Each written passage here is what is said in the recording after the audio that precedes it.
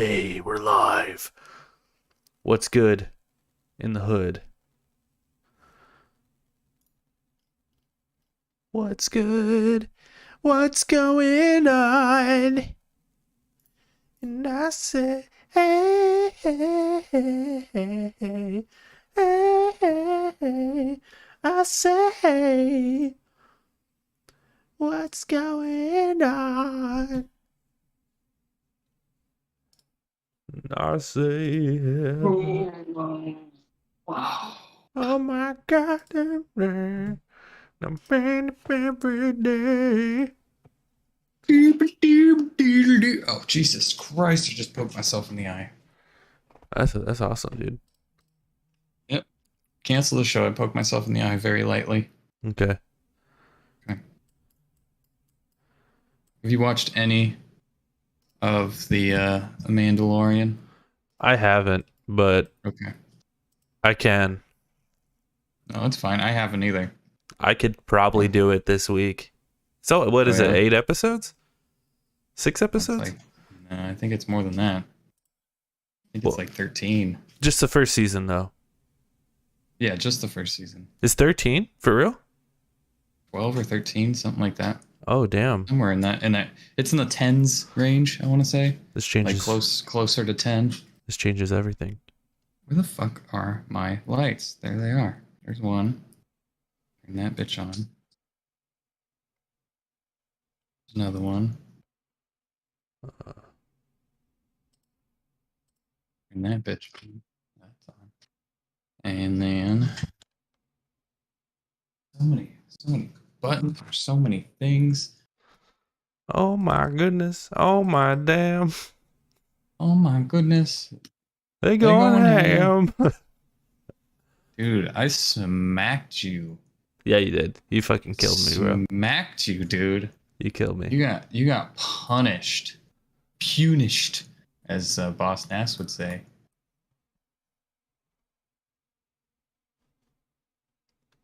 Where were your boys, my guy? My boy? Where were your boys, my boy? On my bench, apparently. My bench killed it. Yeah, well, that's what happens when you don't trust the system. You don't trust the Don't trust the system. Trying to pick you know,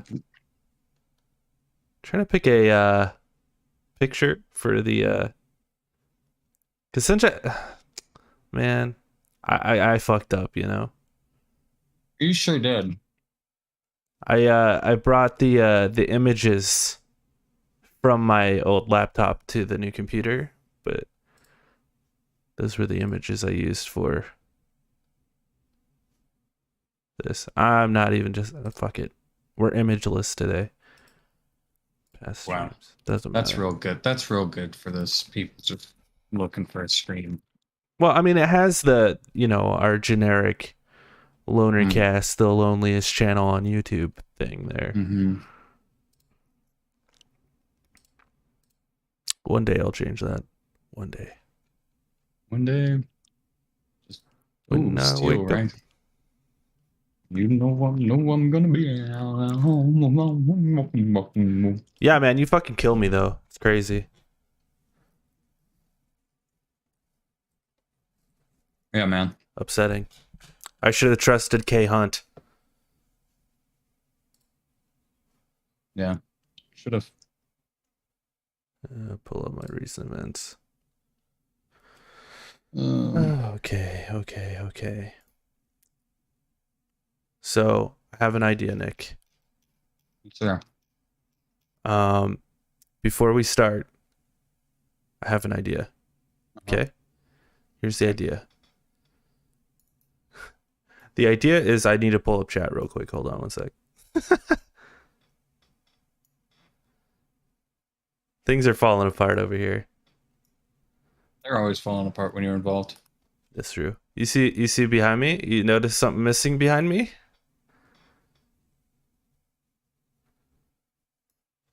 You notice? No. You notice something missing behind me? Oh, your bed. I ain't got no bed back there no more.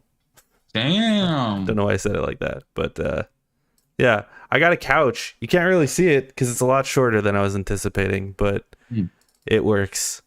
Like it's the length I expected, but it's like really fucking short. Where'd you That's- get it from? Oh, I got it on Walmart for like less than $100, you know?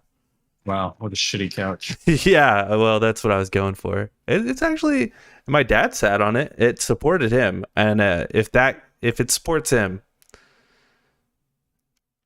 Damn it, I support him too. we're well, yeah. All right, so here's the idea I have, Nick. Okay, we're not doing a spoiler cast today, so I figure right All up here at the top with you, my buddy Nick, live on twitch.tv/lonercast with me, Jake. We could just talk about D23 real quick. Huh? Just real quick. I didn't really see it. That's fine. I'll just run. There's nothing to see. It's all just news. And I've got a thing here, and I'll just read some of the stuff. We'll just talk about it for a sec, you know? And I already did an intro. Did you notice that? It was subtle. It was a subtle intro. You know, I like the subtle intro. It was subtle. It was subtle. I think it works for you. Yeah. I said our names. We got the Twitch in there, you know? We're trucking. You pulling the chat up? We got chat. What's up, chat? What's up, chat? All one people in chat. $50 if anybody can guess what kind of chips I'm eating. That's true. That's a giveaway. He will. Is it a Dorito? It is not. Oh shit. Fail. Is it a cheese puff? Kinda. Kind of a cheese puff. Is it a three? It's a puffy. Is it a 3D Dorito? Can't really see it. It's a puffy. What is it? What is a puffy? Is like a pita chip? No. Nope.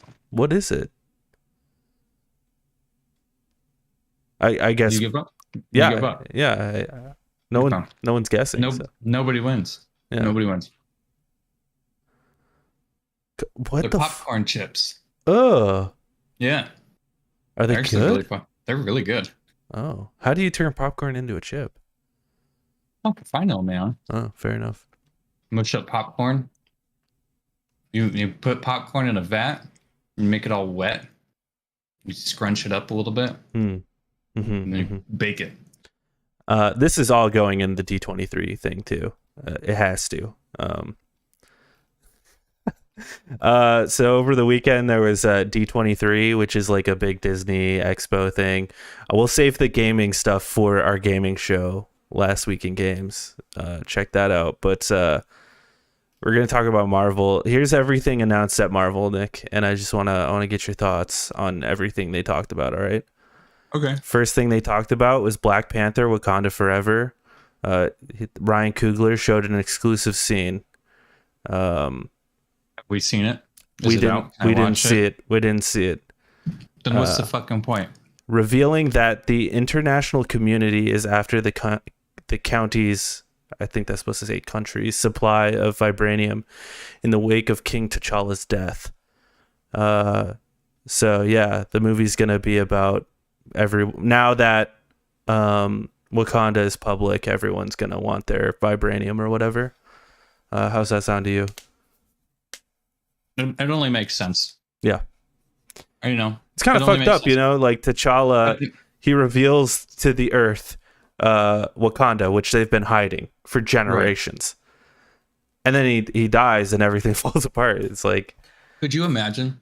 Like, hey everybody, I'm going to reveal us to the world and all of our precious shit, but I'm gonna peace out. Yeah, right. And they're like, fuck, dude, why did you do this? Why you do this?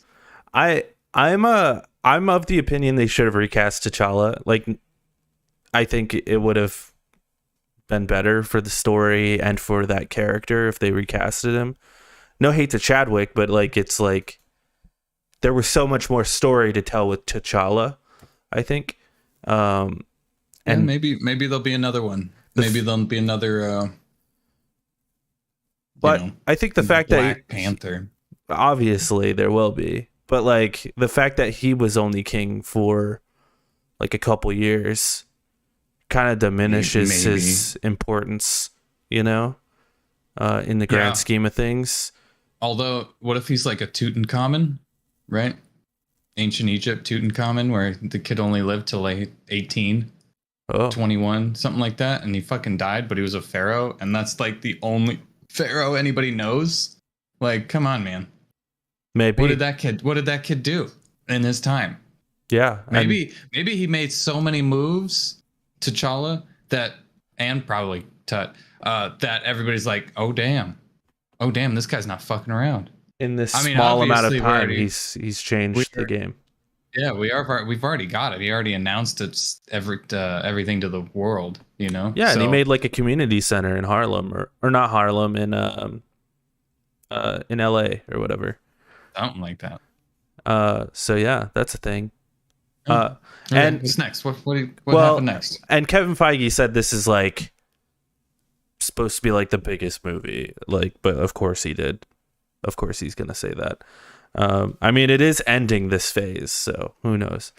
The next thing It might be the biggest movie because it's ending the phase. I don't think that anything crazy is going to happen. Yeah, I don't even really know what that means. It's ending the phase. Like, what's it gonna?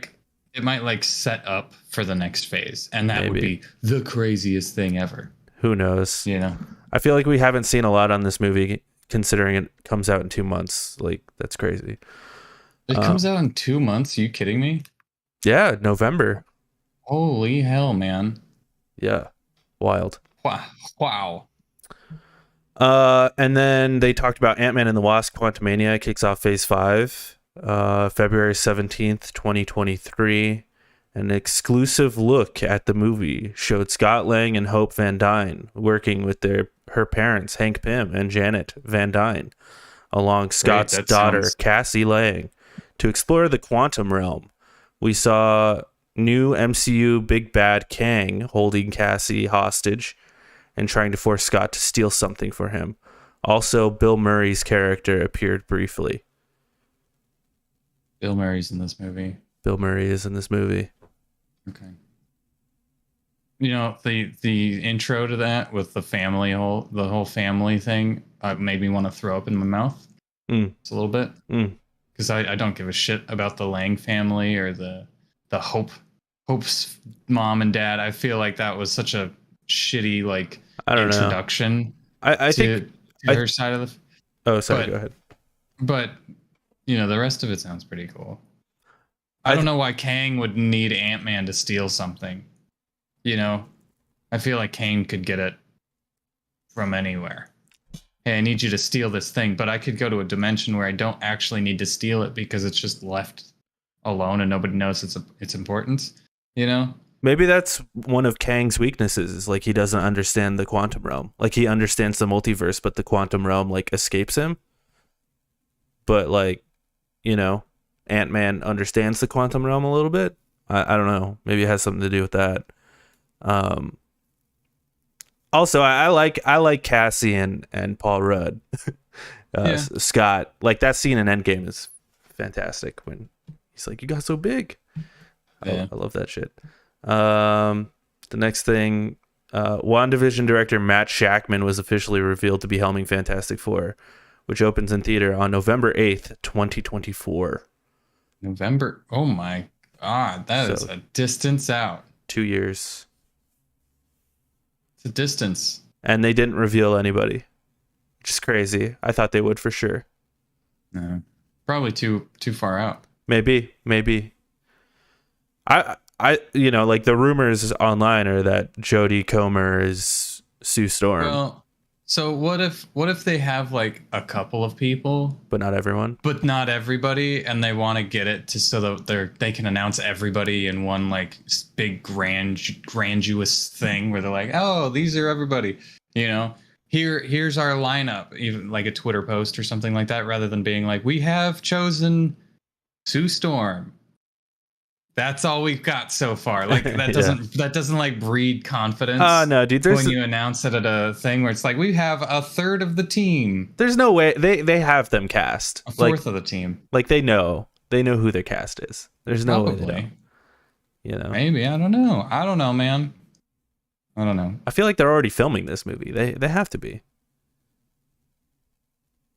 I don't know.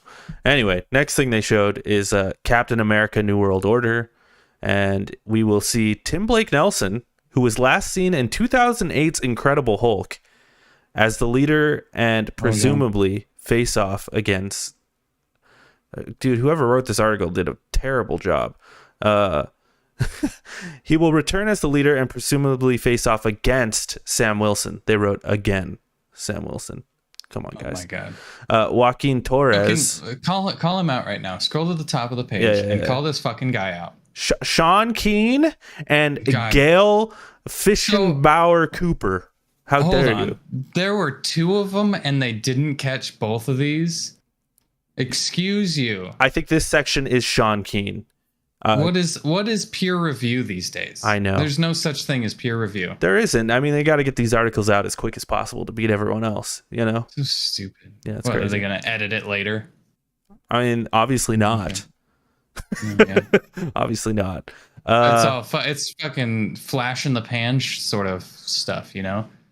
Yeah. That's how all media is presented. It's like, whoa, look at this. All right, moving on to the next thing. Yeah, I mean, we're victims of this ourselves. But whatever. No, fuck you. We will be here forever. Reporting on the same damn Ubisoft allegations about sexual misconduct in the Ubisoft studios. I do believe that our spoiler casts are evergreen. Like, you can watch those whenever you want. I think they hold up forever. I do believe that. Anyway, continuing on with this, Captain America: New World Order will have Joaquin Torres and Isaiah Bradley from the Falcon Winter Soldier, and Israeli superhero Mossad agent Sabra will make her MCU debut. I don't know who that is. I don't know who that is either. But I like that Isaiah Bradley's coming back. I like Isaiah Bradley. Which one's Isaiah Bradley? He was like the old guy that they experimented on. Yeah, the first Captain America. Yeah. Yeah. So, yeah, it seems like this is just sort of a continuation of like Sam's story in Falcon Winter Soldier, which is fine. That's cool. That's the way it should be. Yeah. With an actual villain. Tim Blake Nelson. That's great. I love that. Who is that? He was the guy in the Hulk where like he gets injected with the shit and like his head starts like freaking out at the end. Mm-hmm. You remember that? I remember that. I'm just for the audience who don't know who this person is. Yeah. He's like the doctor guy who he's also helps the Hulk and also helps Abomination and then also like spills it on himself, the blood or something like that, and then he's also just like a weird ass actor who's been in a lot of weird things, and I really like him. Cool. He's in the Watchmen show. That's probably a bad example. He was in Hateful Eight. I don't know. He's been in a lot of stuff. Anyway, next thing. Speaking of Falcon Winter Soldier, Thunderbolt's lineup was revealed, and the lineup is Valentina Allegra de Fontaine, Ghost, Red Guardian, Black Widow, Winter Soldier, U.S. Agent, and Taskmaster. This dark superhero movie will be directed by director Jake Schreier and hit theaters July 26th. 2024. I like how they can nail down the exact date. Oh, but they'll video move. Games, video games though. Can't do that. Dude, these things move around all the time. I know, but like they're so July 27th. Bam, that's the date. You know? Yeah. It's like that's what we're doing. I will say never mind. It takes a lot less time to make a movie than a video game. I will give them that. That is true. How do you feel about this lineup? I hope it's dark. I hope it actually is like dark and covers dark topics, and we start moving away from like kitty baby Marvel shows. I like some kitty baby Marvel shows, but yeah, I get what you mean. We just got a lot of that. We need to go back to like what is his name? Daredevil-esque. Like thought-provoking shit, not just, oh, look how flashy it is and haha, jokey all the time, because that's comic books. Jokey. I mean, jokey. There are a lot of jokes in Marvel comics. Everybody's a Ryan Reynolds in this universe. I mean, you know, Marvel comics have been the more lighthearted, jokey side of comic books. So I Yeah. don't fault him that much for it, but yeah, I don't know. A lot of people are complaining about this, where it's like everyone on this team is super soldier. Fine. That's fine. I think it's I fine. mean, that's all Marvel is right now, is super soldiers. Well, I also think it's fine for this movie in particular because it's about, the Thunderbolts, which is Thunderbolt Ross, and he's been trying to get,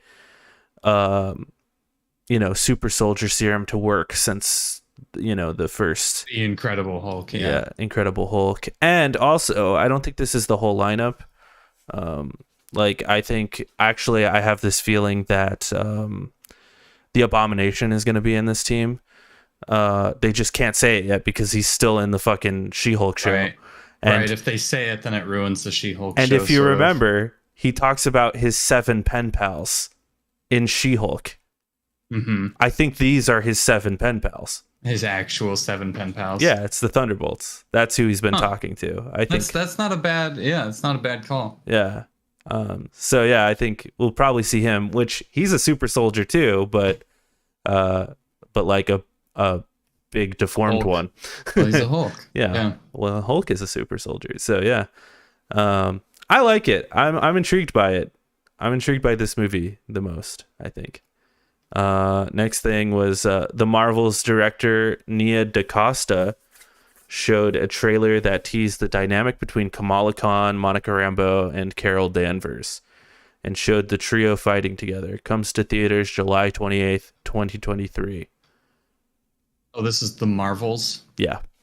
Yeah. Yeah, it's okay. Cool. They didn't show any footage to the people. They just showed it to the audience. And they haven't. I haven't seen anything released to the audience except for Secret Invasion. Oh, dude. Well, this next thing, you have to watch this trailer, bro. You have to watch it. Oh, is it the Wolverine, werewolf in the dark or something? Yeah, Werewolf by Night. Yeah. You gotta watch the trailer to this, dude. I'll have to watch it. Pull it up right now, bro. Pull it up. Pull that shit up. Watch that shit. It's a minute long. Okay. Werewolf by Night. Didn't actually pull. Oh, here it is. Got real framey. I'm gonna mute myself. Yeah, you got real framey for some reason. I'll edit this in post. Don't worry about it.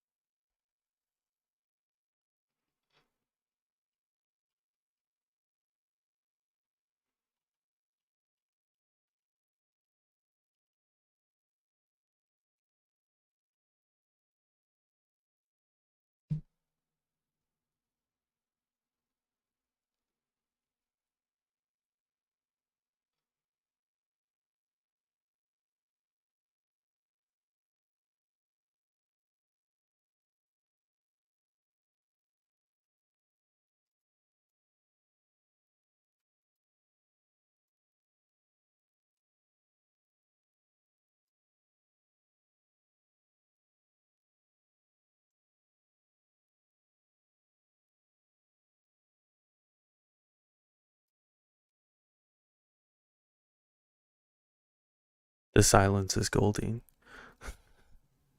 Dude, that's fucking sweet.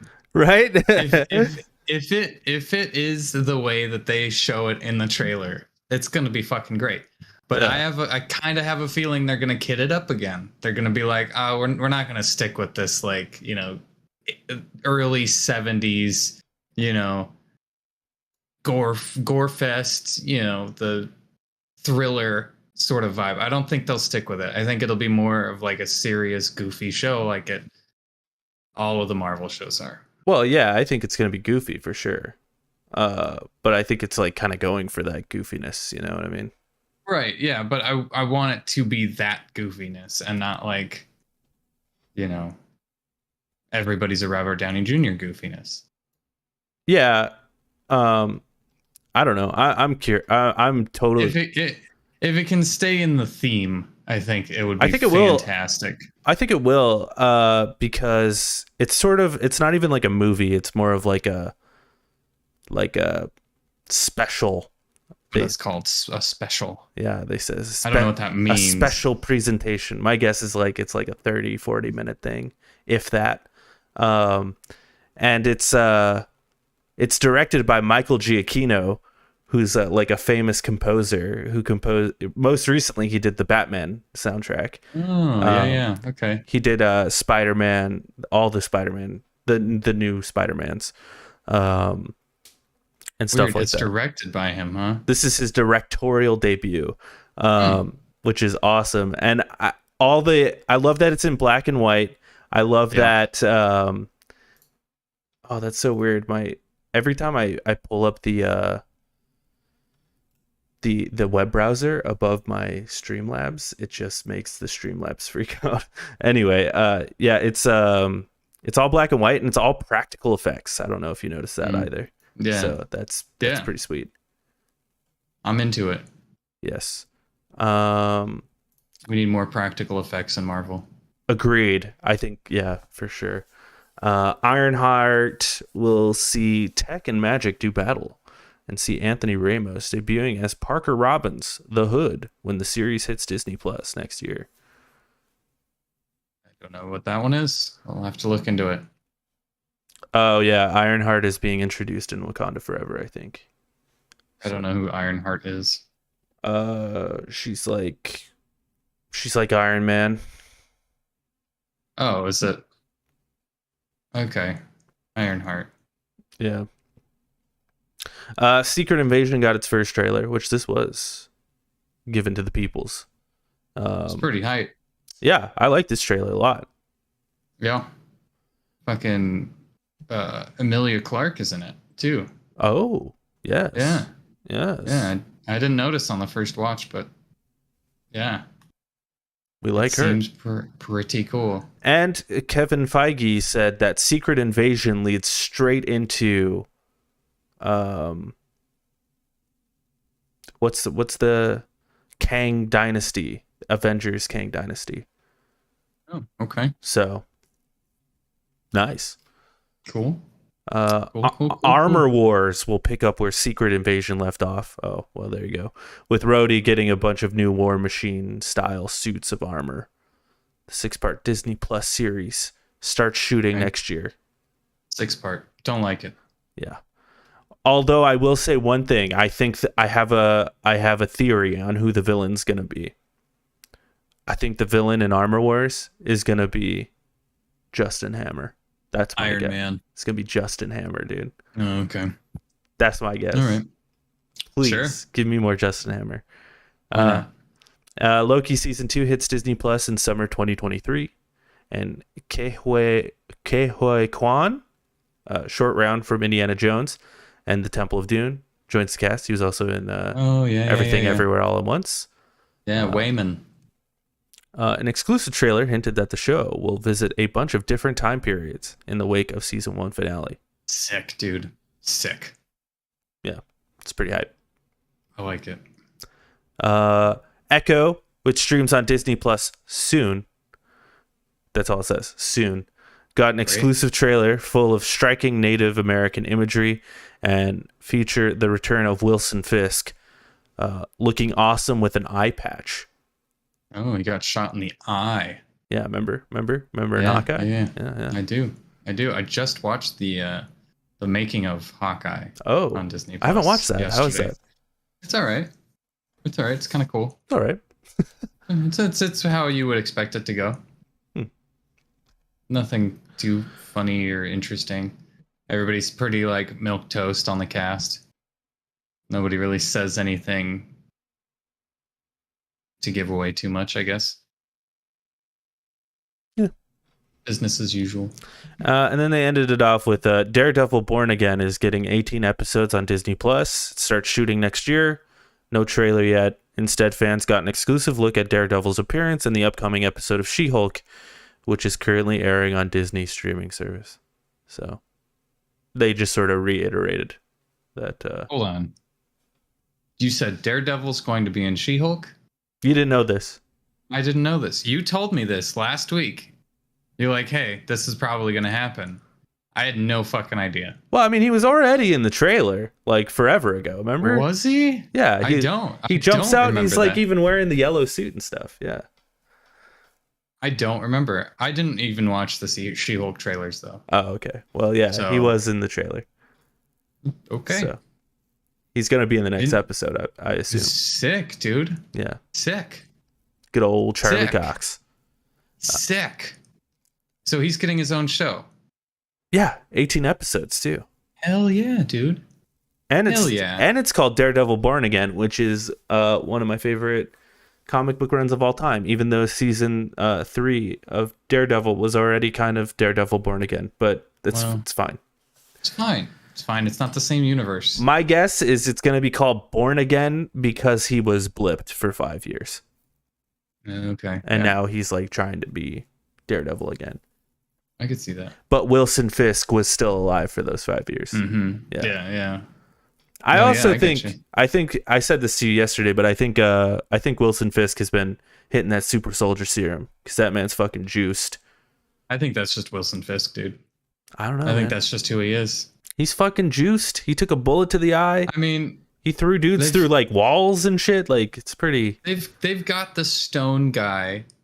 I forget his name. Tombstone. They've got Tombstone who's juicing, you know. Then there's the other guy, Hammerhead, who's also juicing. Yeah. I don't think they need all of these juiced motherfuckers to be the villains. Like, if that's your villain, is just a juiced motherfucker.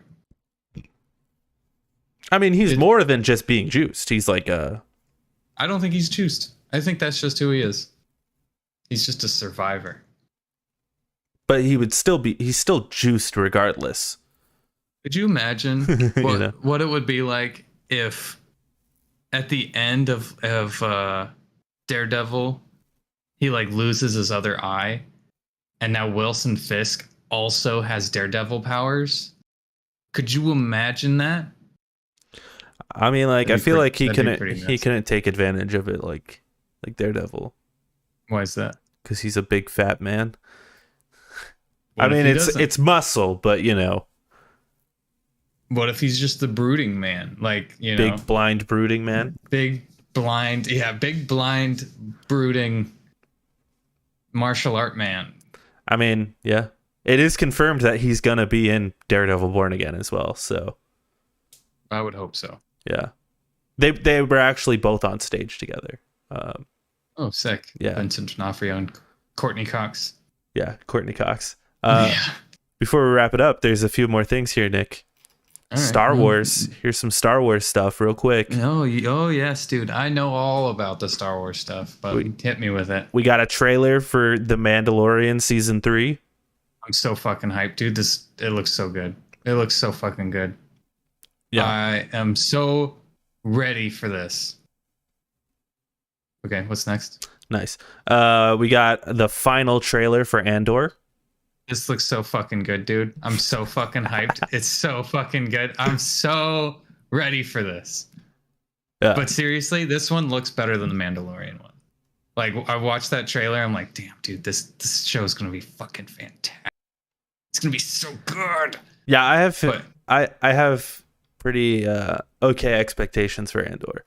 Although I don't know why Star Wars needs to keep doing prequels. Like, why? I don't know either. But Like, stop doing prequels. I like this one because it's spy shit. Spy shit, and it's the good guys. Are they really good guys? And I love that. I love that where it's like, interesting, you know? Yeah.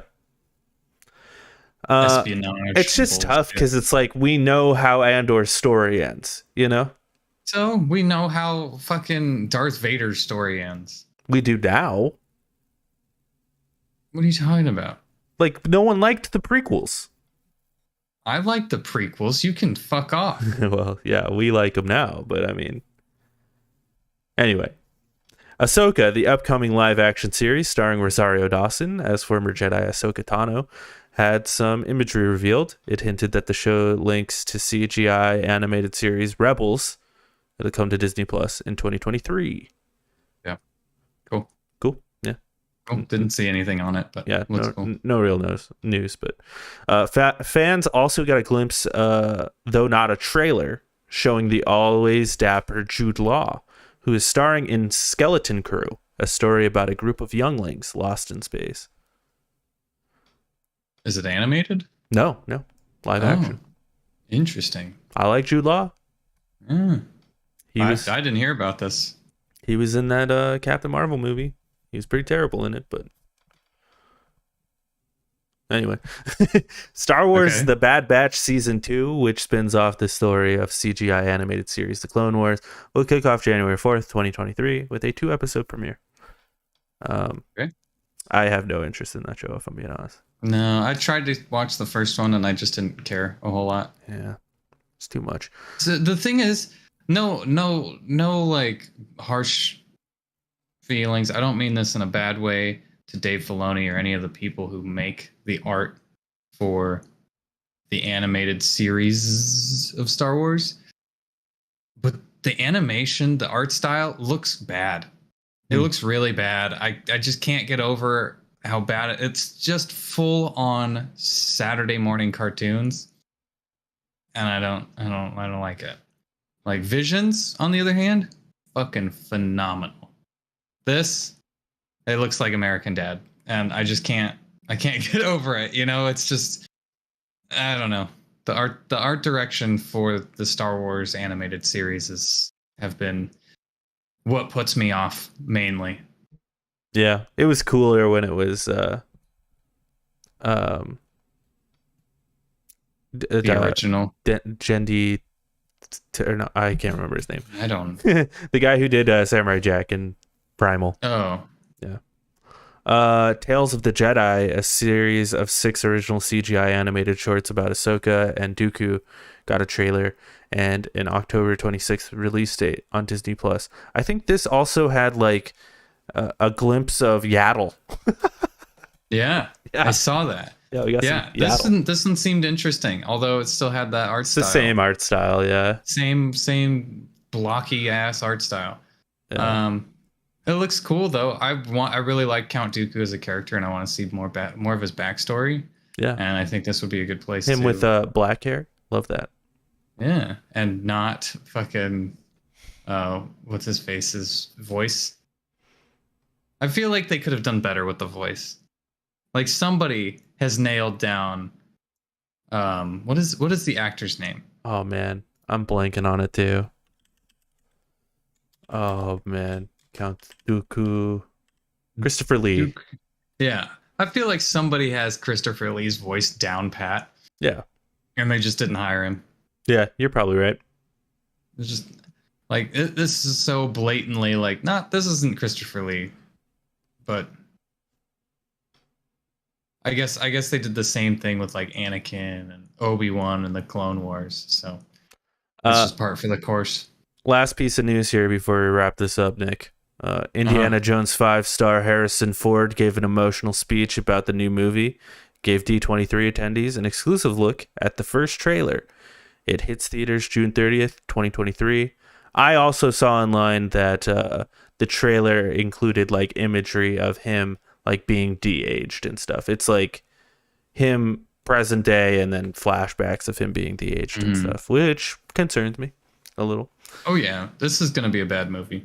I hope it's 100%. not. I hope 100% it's going to be a bad movie. It'll be right there with Indiana Jones 3, 4, whatever the one with Shia LaBeouf was. Yeah, 4. Yeah. You think Shia LaBeouf will make an appearance? Probably not. I have no idea. I didn't see it. No shot. I didn't see it. I never saw it. I think those movies belong in the past, and that's where they should stay. Get remasters, re-upped, or whatever, because they're all shot on film, so you can just keep going up and up in resolution. Yeah. But that's where they should stay. I think that should have been done with honestly 3. at 2, because I think 3 was fun, but kind of fell off a little bit. But yeah. 4 should never have been made. I love the original 3. It's about aliens. What are we gonna get? Harrison Ford in space? Fucking Star Wars. They're linking Star Wars to Indiana Jones. Indiana Jones goes to space, loses his memory, becomes a junk rat, and flies the Millennium Falcon, known as Han Solo. That's it. That's this movie. Yeah. Yep.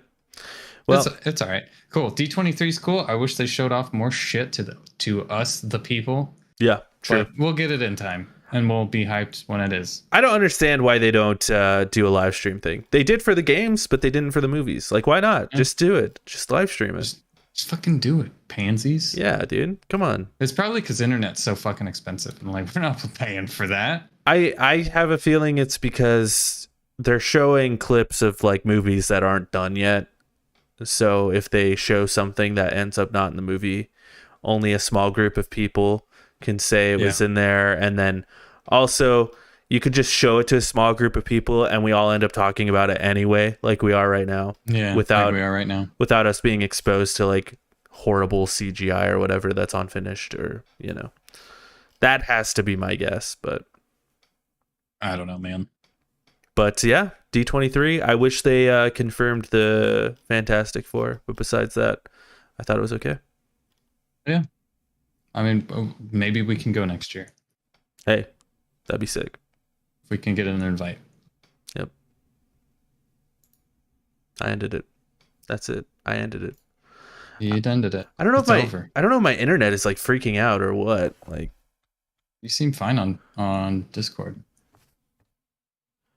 CPU utilization 2%. Yeah, it's on my CPU. 2%. I'll just leave that open. We'll see what happens. Yeah, because I dropped frames in the middle, and I'm dropping frames right now. What the hell? Wow. What's happening? Fucking strange. Why? Let me pee real quick, and then we'll go. It's okay to pee on stream.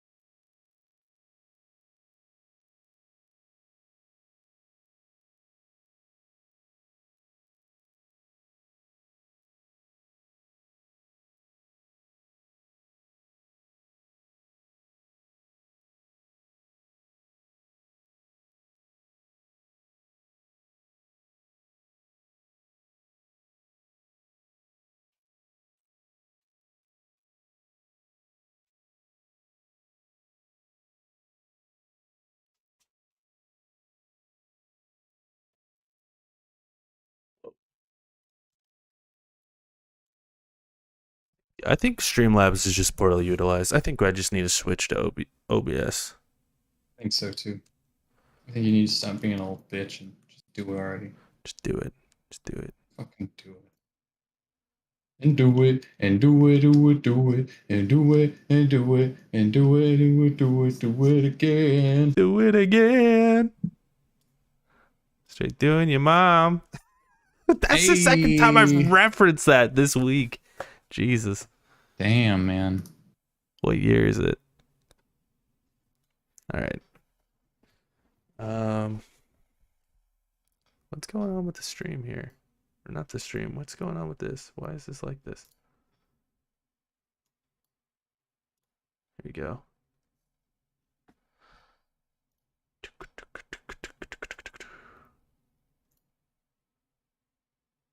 And do it. I'm and do it. I'm and recording. do it, do it, do it, and do it, and do it, and do it, do it, do it, do it, and do it, and do it, do it, do it, and do it, and do it, and do it, do it, do it, do it again. Just delete something? And do it.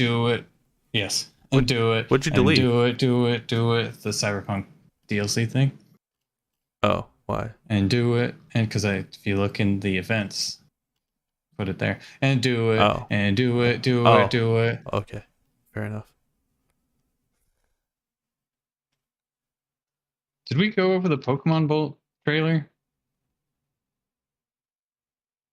Pokemon trailer? Yeah, last week. Oh, I think we like briefly mentioned it. Yeah. Okay. Boom, boom, boom. Boom, boom, boom, boom, boom. Boom, boom, boom, boom, boom. Chat, how's the Boom, stream? boom, boom, boom, boom, boom, boom. Bing, boom, boom, boom, boom. Bing bong. Bing, bong, bing, bing, bong. There's a good one.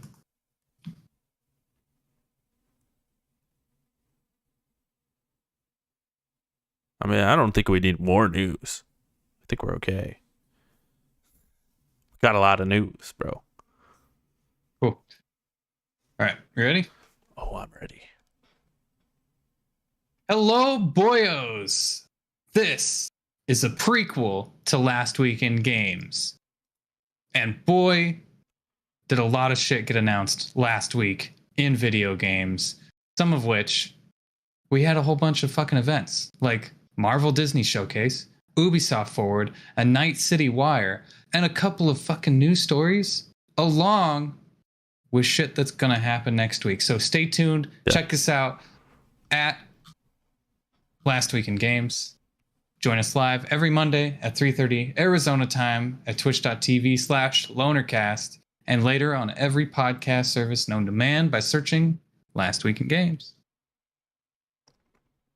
That's an intro right there. It's an intro. I loved it. Good.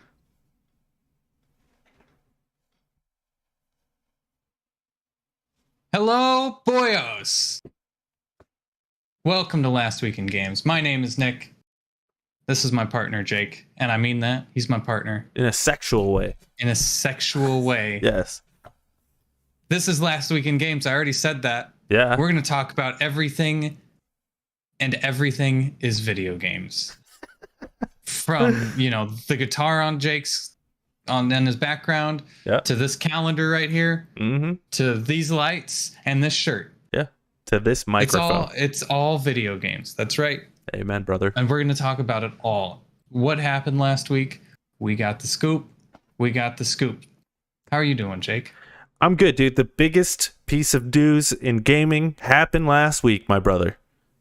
Oh, man. Queen Elizabeth is dead. Let's Hell go. Yes. Hallelujah. We thought she'd never die. Let's go. Can I get 3 cheers for the dead queen? Hip, hip. Hooray. Hip, hip. Oh, man. I can't believe they still do that shit. Yeah. Well, both the hip, hip, hooray and queens. I just don't get it. But, the queens don't do anything. Spain has had a queen for a while, too, so... Well, but they're actually real. They're actually a monarchy, whereas this one's like a fake monarchy. It's just, rich people that people want to idolize and worship for some reason. I mean, they still have power. I mean, we like to pretend they don't, but they do. Yeah, but like they're still a democracy. Sort of. It's a monocracy. It's a monocracy is what it is. Yeah. Or sort of is. I mean... They still elect officials. Yeah. It's actually a little better than how we elect officials because in Europe, so anybody who runs gets to speak and gets to debate against anybody. Everybody has their own chance. So you'll have like people like, what was the last guy? That was the guy that just stepped down. Boris Johnson. Boris Johnson. You'd have Boris Johnson giving a debate against like Elmo. Yeah. So that's fucking cool, man. Yeah, I appreciate that. So much better. Yeah. It's good content. It's good content. It is good That's content. all I'm saying. And you realize how shitty and stupid a democracy is when it's that fucking stupid, Oh yes, democracies are bad. We must worship Queen. We must worship Queen. We must worship King. We must worship King. Democracy bad, monarchy good. Yes. Monarchy good. And hopefully one day fascism. Fuck freedom, bro. Let's go. Yeah. What were we talking about? I got lost and I don't know. Taken over by something. Yeah, the Queen's dead. The Queen once got a golden Wii, so that's video games. That's true. That happened. That is true. Yeah. And she never played it, I bet. Yeah. Yeah, she's dead. That happened. Prince Charles is now the King of England, so he is now King Charles. Yeah, big fat chunky fingers. He's got those sausage fingers, dude. He's not gonna last like 4 years. I know, dude. He doesn't look too good. He's probably so pissed. He's like, God damn it.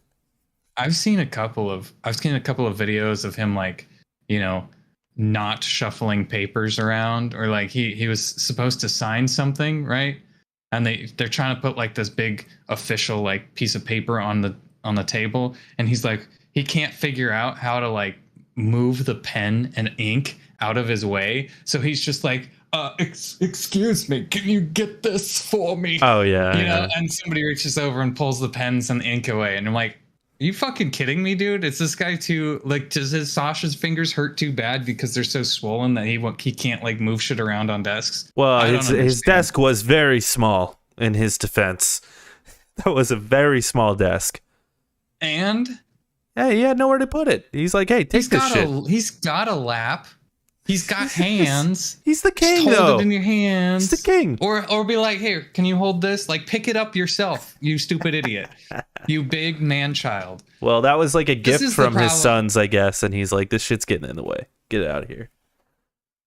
Yeah, it's still like he's just like, can you do this, sir? I don't want to touch this gift from my son. Yeah. It might have polio on it because that's going around. It's true.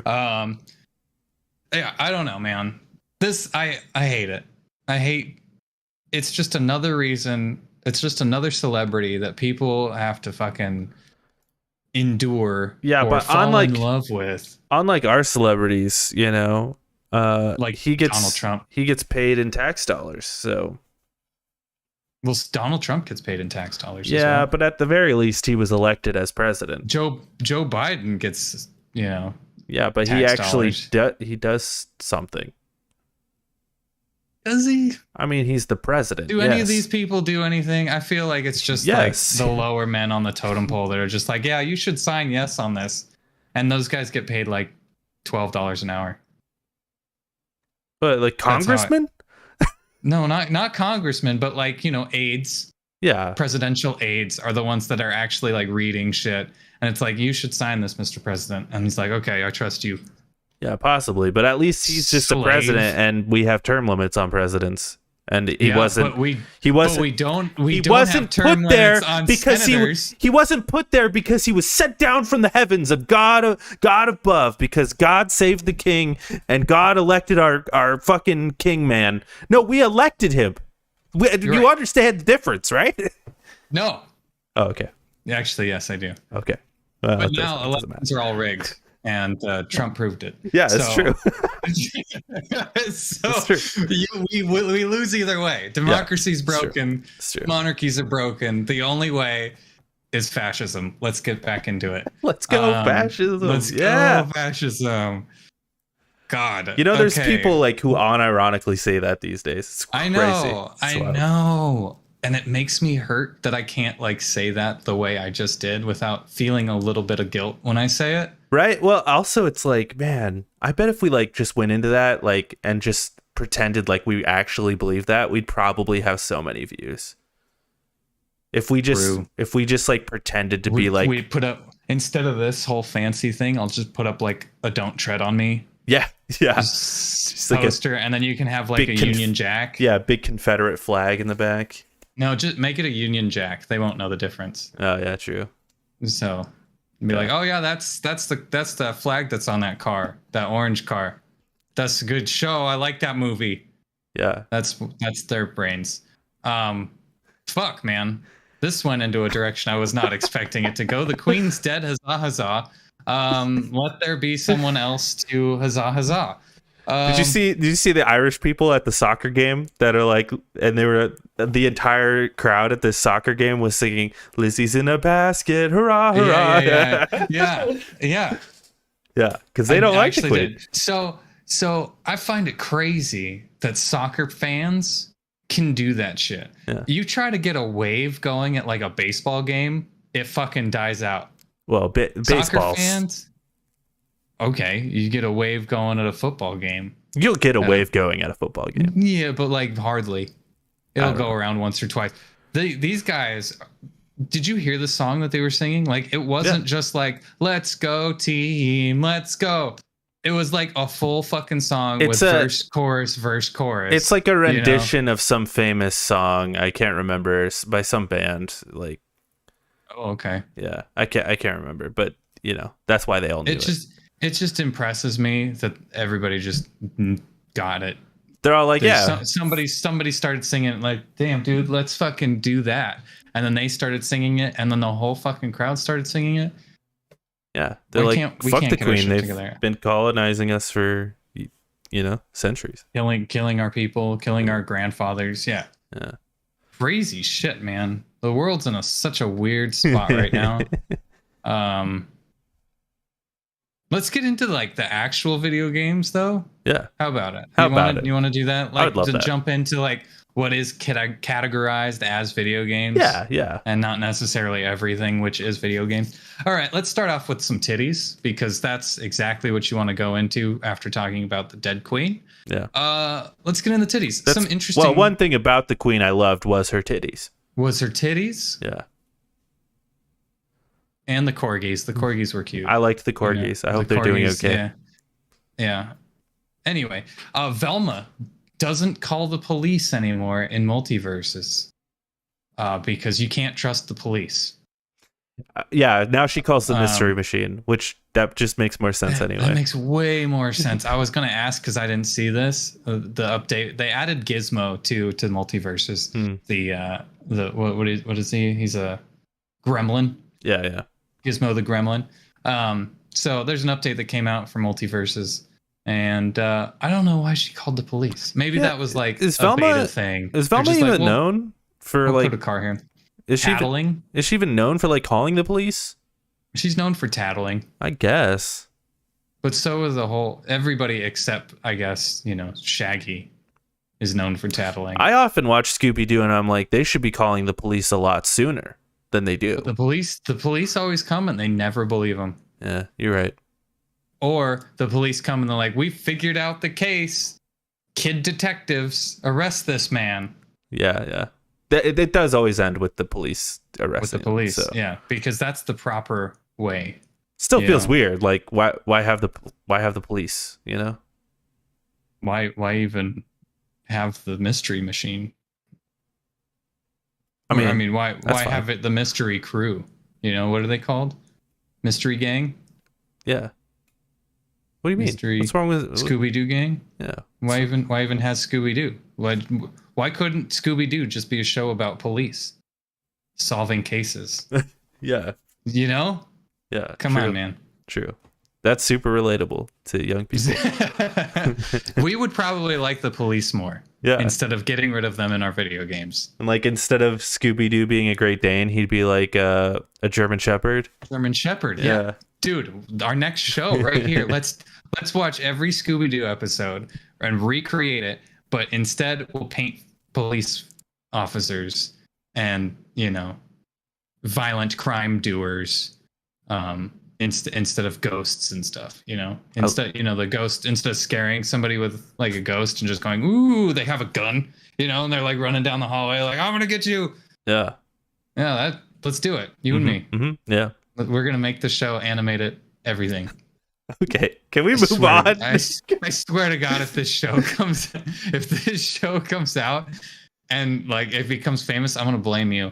Can we talk about Pokemon? Let's talk about Pokemon. There was a little Pokemon trailer that came out, and Pokemon confirmed of something really strange, that they're gonna have an auto battler system, so you don't even have to fucking play Pokemon. You can just have the game play Pokemon for you. And to clarify, this is in the new Pokemon game. Like, yes. Scarlet and Violet. Like, yes. This isn't like a standalone auto battler type thing. No, it's not like auto chess. It is. I'm just clarifying. Although, yeah. Thank you. I'm in the fourth dimension right now, dude. I love that. Okay, great. Yeah. Moving on quickly. That way we don't get stuck talking about Velma and the police. Uncharted Thieves Collection is coming to PC next month. So that's cool. Yeah. Look forward to that bullshit. Sony really doubling down on their PC stuff. Crazy shit, man. Good for them. Crazy shit. I need to open this link. Indeed. Let's move on to the events. We had 3, I want to say big events, but they were like very medium-sized events. Yeah. Some of them even like don't even waste your time, and we'll get into that. Let's start off with the best one, I think, in my opinion, was the Marvel and Disney showcase. Yeah. Which is kind of cool. This was all about Disney games and Marvel games that, Disney's putting out. And it was kind of short. Did you watch this one? I did watch it. Yeah. What do you think? How do you think it was presented? Because this is like the first one that we've seen of this, right? I think the fact that it was like really short made me think it was fine. Like if it was any 100%. longer, I would have been upset. But like the fact that it was so short and it just like quickly went through all these things, there were a couple announcements that I'm like, that's cool. And then a couple things that I'm like, yeah, that's about what I expected. 100%. Yeah, I thought it was fine. Yeah. First up, we had Tron Identity reveal trailer, which didn't show anything but a fucking screen. Moving on. Well, to be fair, like it is worth mentioning it's by Bithell Games. So that's cool. Okay. Team behind the games like John Wick Hex and Volume. Yeah. It's a visual novel Tron game. So yeah, coming to PC in 2023. I really like Mike Bithell too. He's a cool guy. Then we got something kind of cute. Yeah. We got, what is this game called? Illusion Island. And you get to play as Mickey, Minnie, Donald, and Goofy in this like platformer game. Some sort of platformer game. I love the art style of this. It looks kind of basic though. Comes to the Switch 2023. Yeah, it kind of looks like Baby's first like Baby's first like Hollow Knight or Yeah. But you can play co-op, which is cool.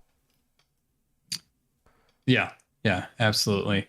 Then we got a gameplay trailer with minimal gameplay of Marvel's Midnight Suns game. Still very curious about this game.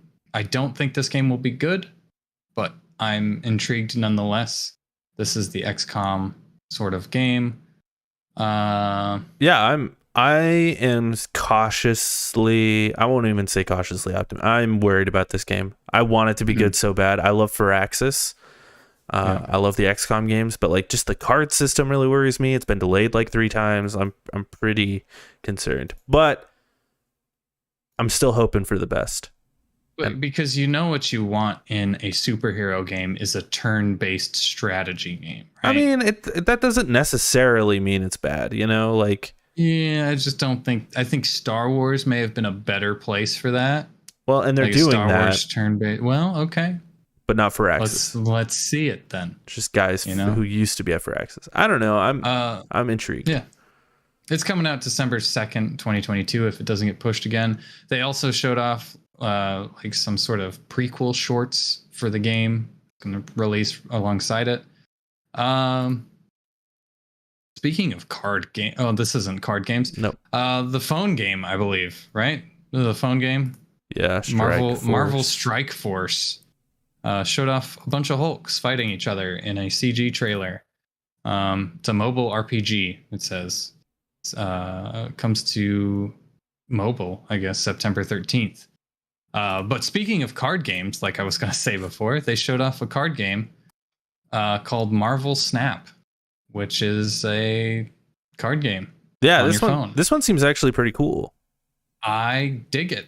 I'm very curious in how it plays. And I hear it's actually like a really fast-paced game. Like the games themselves, the matches themselves don't take longer than like 5 minutes. Yeah. So that very much intrigues me for mobile, because I don't got the fucking time to play a whole bunch. Like if I'm on my phone for 5 minutes. And if I can stay off of social media, I will with this game. And it's made by the guys who made Hearthstone as well.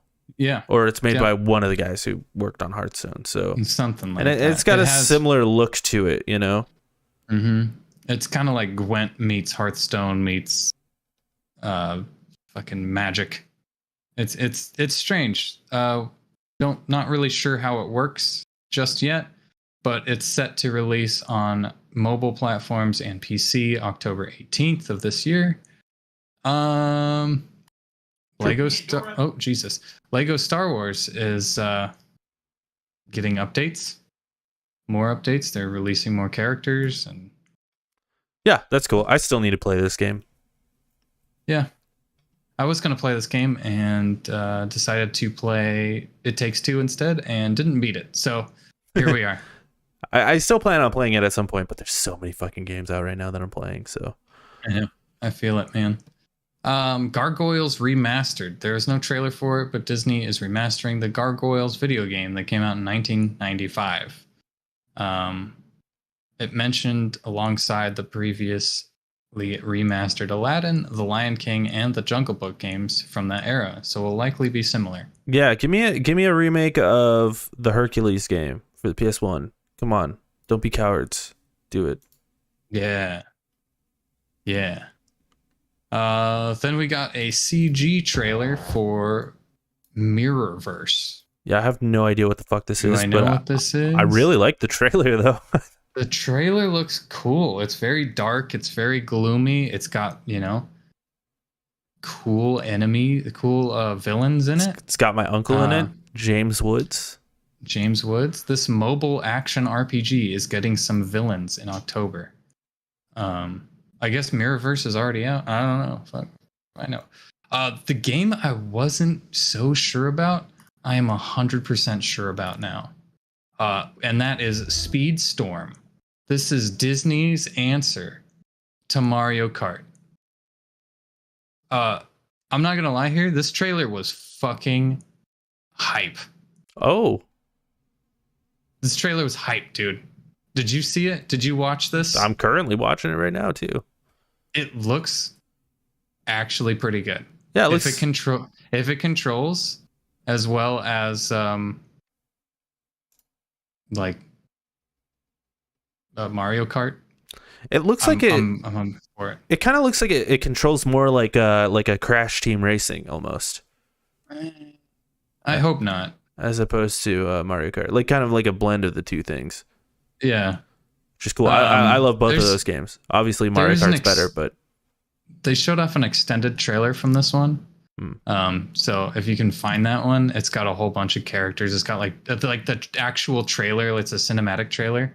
Fucking hype. It's like got Johnny Depp and Mickey Mouse and Sully from Sully.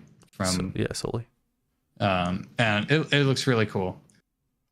This is one that I'm going to look out for. It's PC and console coming out soon. This one I'm not so sure about. Disney Dreamlight Valley. Yeah, this is already out, right? Toy Story Realm reveal. And this is the one where like the IGN released a review for it and with some content from the game, and like the character he's running around with is like totally caked up. Caked up? Oh yeah, she's like totally caked up, bro. what the fuck does that mean? It means she's got a big fanny. Oh, okay. Nice. Yeah. Well, that's cool. I'm all for it. We love caked up girls in Disney, you know? Look at Elastigirl, you know? Yeah, that's for sure, man. Or the mom from Big Hero 6. Yeah. Or hot. Or hot. Mike Wazowski. Mike Wazowski, he's nothing but butt. That's right. His whole body's a butt. Then a game nobody cares about. Yeah. Avatar Reckoning. It's a mobile. You heard first, right? Mobile MMO shooter takes place on Pandora and is coming soon. Nobody cares about it. Dude, who's gonna play this? Like honestly, I think it looks like fine, but like who the fuck's gonna play this? I don't know. Diehard Avatar fans. I can't believe there are Avatar fans in the world. I don't think there's that many. Like they're putting like a lot of faith into Avatar, and I don't think a lot of people even give a shit. I don't know who they are. I know a lot of people are like, yeah, that's fine. I'll see the movie. I'm not one of those people. Yeah, it's But I wild. feel like I fall on the other side of the spectrum. There's got to be people on the other side from me that are like, I love Avatar. It's my world. It's my Harry Potter. It's my Star Wars. I don't think they And exist. I don't believe it. I think I- Avatar's if fine, but if like, you're an Avatar lover and it's your life, it is your like Dune. It's the thing that you read millions of lore books about. it's your Please Dune. tell me. It's your Dune, you know, like it's your Lord of the Rings where you're like, this is my shit right here. Yeah. Please let us know because I would very much like to have a discussion berating you about your life choices. Probably the most exciting news to come out of what is this thing? Disney and Marvel Games Showcase is what it's called. Yeah. Is Amy Hennig's new game, the Skydance New Media, announced its Marvel game. It's still untitled. They still don't have a title, but we got a little CG trailer that shows off, Bucky Barnes, King T'Challa, Captain America, and some other lady. I'm not 100% sure who that is. But it's set in World War II. It's going to be what I would assume is a 4-player experience, co-op experience. If not, they haven't said that. They haven't. But nowhere have they said it's multiplayer or co-op. So I don't know. If it is, cool. If it isn't, cool. I trust Amy Hennig's writing, and it's going to be a good story regardless. Yeah, I hope it's a single player experience. Honestly, I don't need another, shitty co-op game that sucks. They all suck. What if it doesn't suck, man? That'd be great. But it's going to. What if it doesn't suck? Yeah. Then to finish out the show, we got a trailer with like normal ass people holding, articles of Marvel. So like the gauntlet of, the Infinity Gauntlet, Thor's hammer, the shield. Mm-hmm. And that's all we got was just, there's a kid with a Cyclops eyes and a kid with the fucking Doctor Strange crap. And Niantic is the team that brought you Pokemon Go, and they're making a new mobile game called World of Heroes. Yeah. That's it. It's just another Pokemon Go for Marvel. It's a game where it tells you where to go to get in a fight with someone. Oh, hell yeah, dude. Fucking meet me by the flagpole, 3:30. I'm going to kick your ass. Yeah, I think with that's superpowers. This is the way that's pretty hype. This is the way to solve schoolyard fights. Yeah, I agree. Just get your Mjolnir, and I'll get my Captain America shield, and we'll duke it out right there on the playground. I don't understand like how you 15. How you make this interesting. Like you don't. It's just because like Pokemon, it's like, yeah, there's like hundreds of Pokemon you can go find, but it's like, what are you doing in this game? Just going and like pretending to fight someone? Like what is this? I don't think you're fighting someone. I think you're fighting I think it's Pokemon Go. I think you're collecting artifacts instead of Pokemon, and you're just pressing the screen to fight like Chihari or whatever, or TVA guys, or whoever the bad guy is this season, And then you all get together as a raiding party and fight Thanos or fight, Ultron or something like that. I just have no idea how you make this interesting, but it is Niantic, and and they're good for one thing, Pokemon Go. Well, and if any franchise is like big enough to pull this off, it's Marvel, So yeah. And then we got probably the worst thing this week, moving on to the next event that we had. The Ubisoft Forward. Did you watch this one, Jake? I didn't watch it, but I saw parts of it. Like I saw the news from it, but I didn't watch it because I'm really glad you didn't waste your time because I watched most of it and I wanted to throw up the entire time. The one thing I did miss was early, and they showed off Mario plus Rabbids Sparks of Hope, which still looks fucking cool. Yeah, it comes out next month, though. Looks cool. It's like Yeah. Then a game nobody cares and continues to not care about, Skull and Bones. Got a Supposedly trailer. comes out in 2 months. Don't even care. Nobody's gonna buy it. Speaking of things nobody's bought, they had Riders Republic Season 4 is coming out. Who the fuck cares? There was a 2 and 3. When? Yeah, dude, I don't know. I thought that game was dead on arrival. Yeah, me too. It should have. It should have been. This is the even crazier news. This is weird news. Tom Clancy's The Division 2 is getting a what would you call Season this? 11. It's a season. Yeah.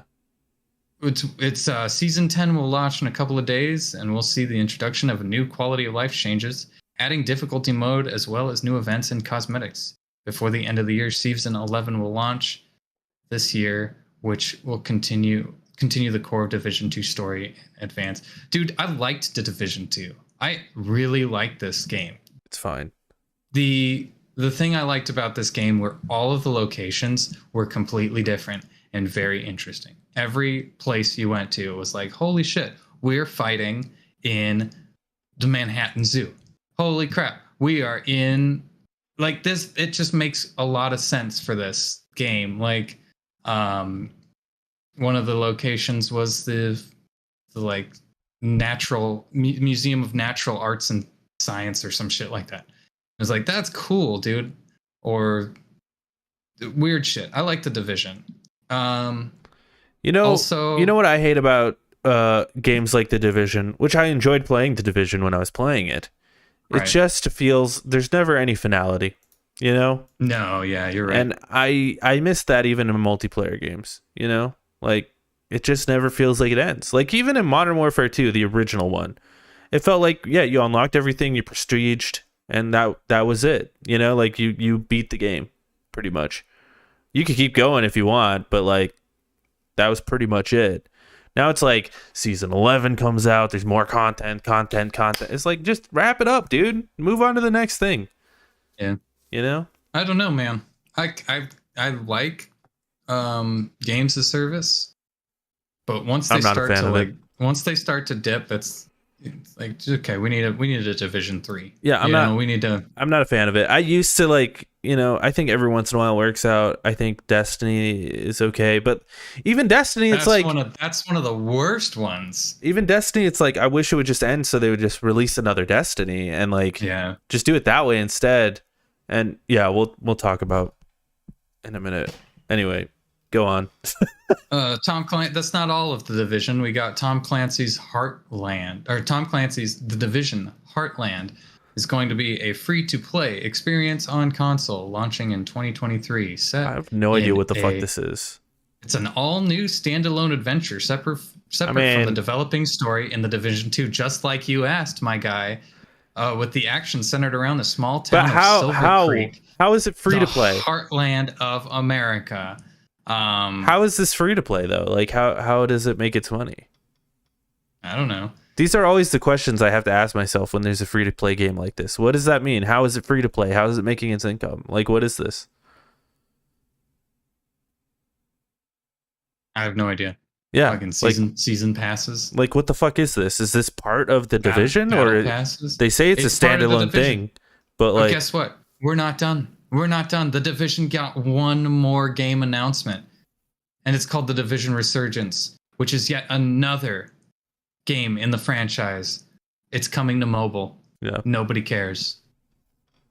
This one's weird because it's like a touch and click. Like I saw this. It's weird.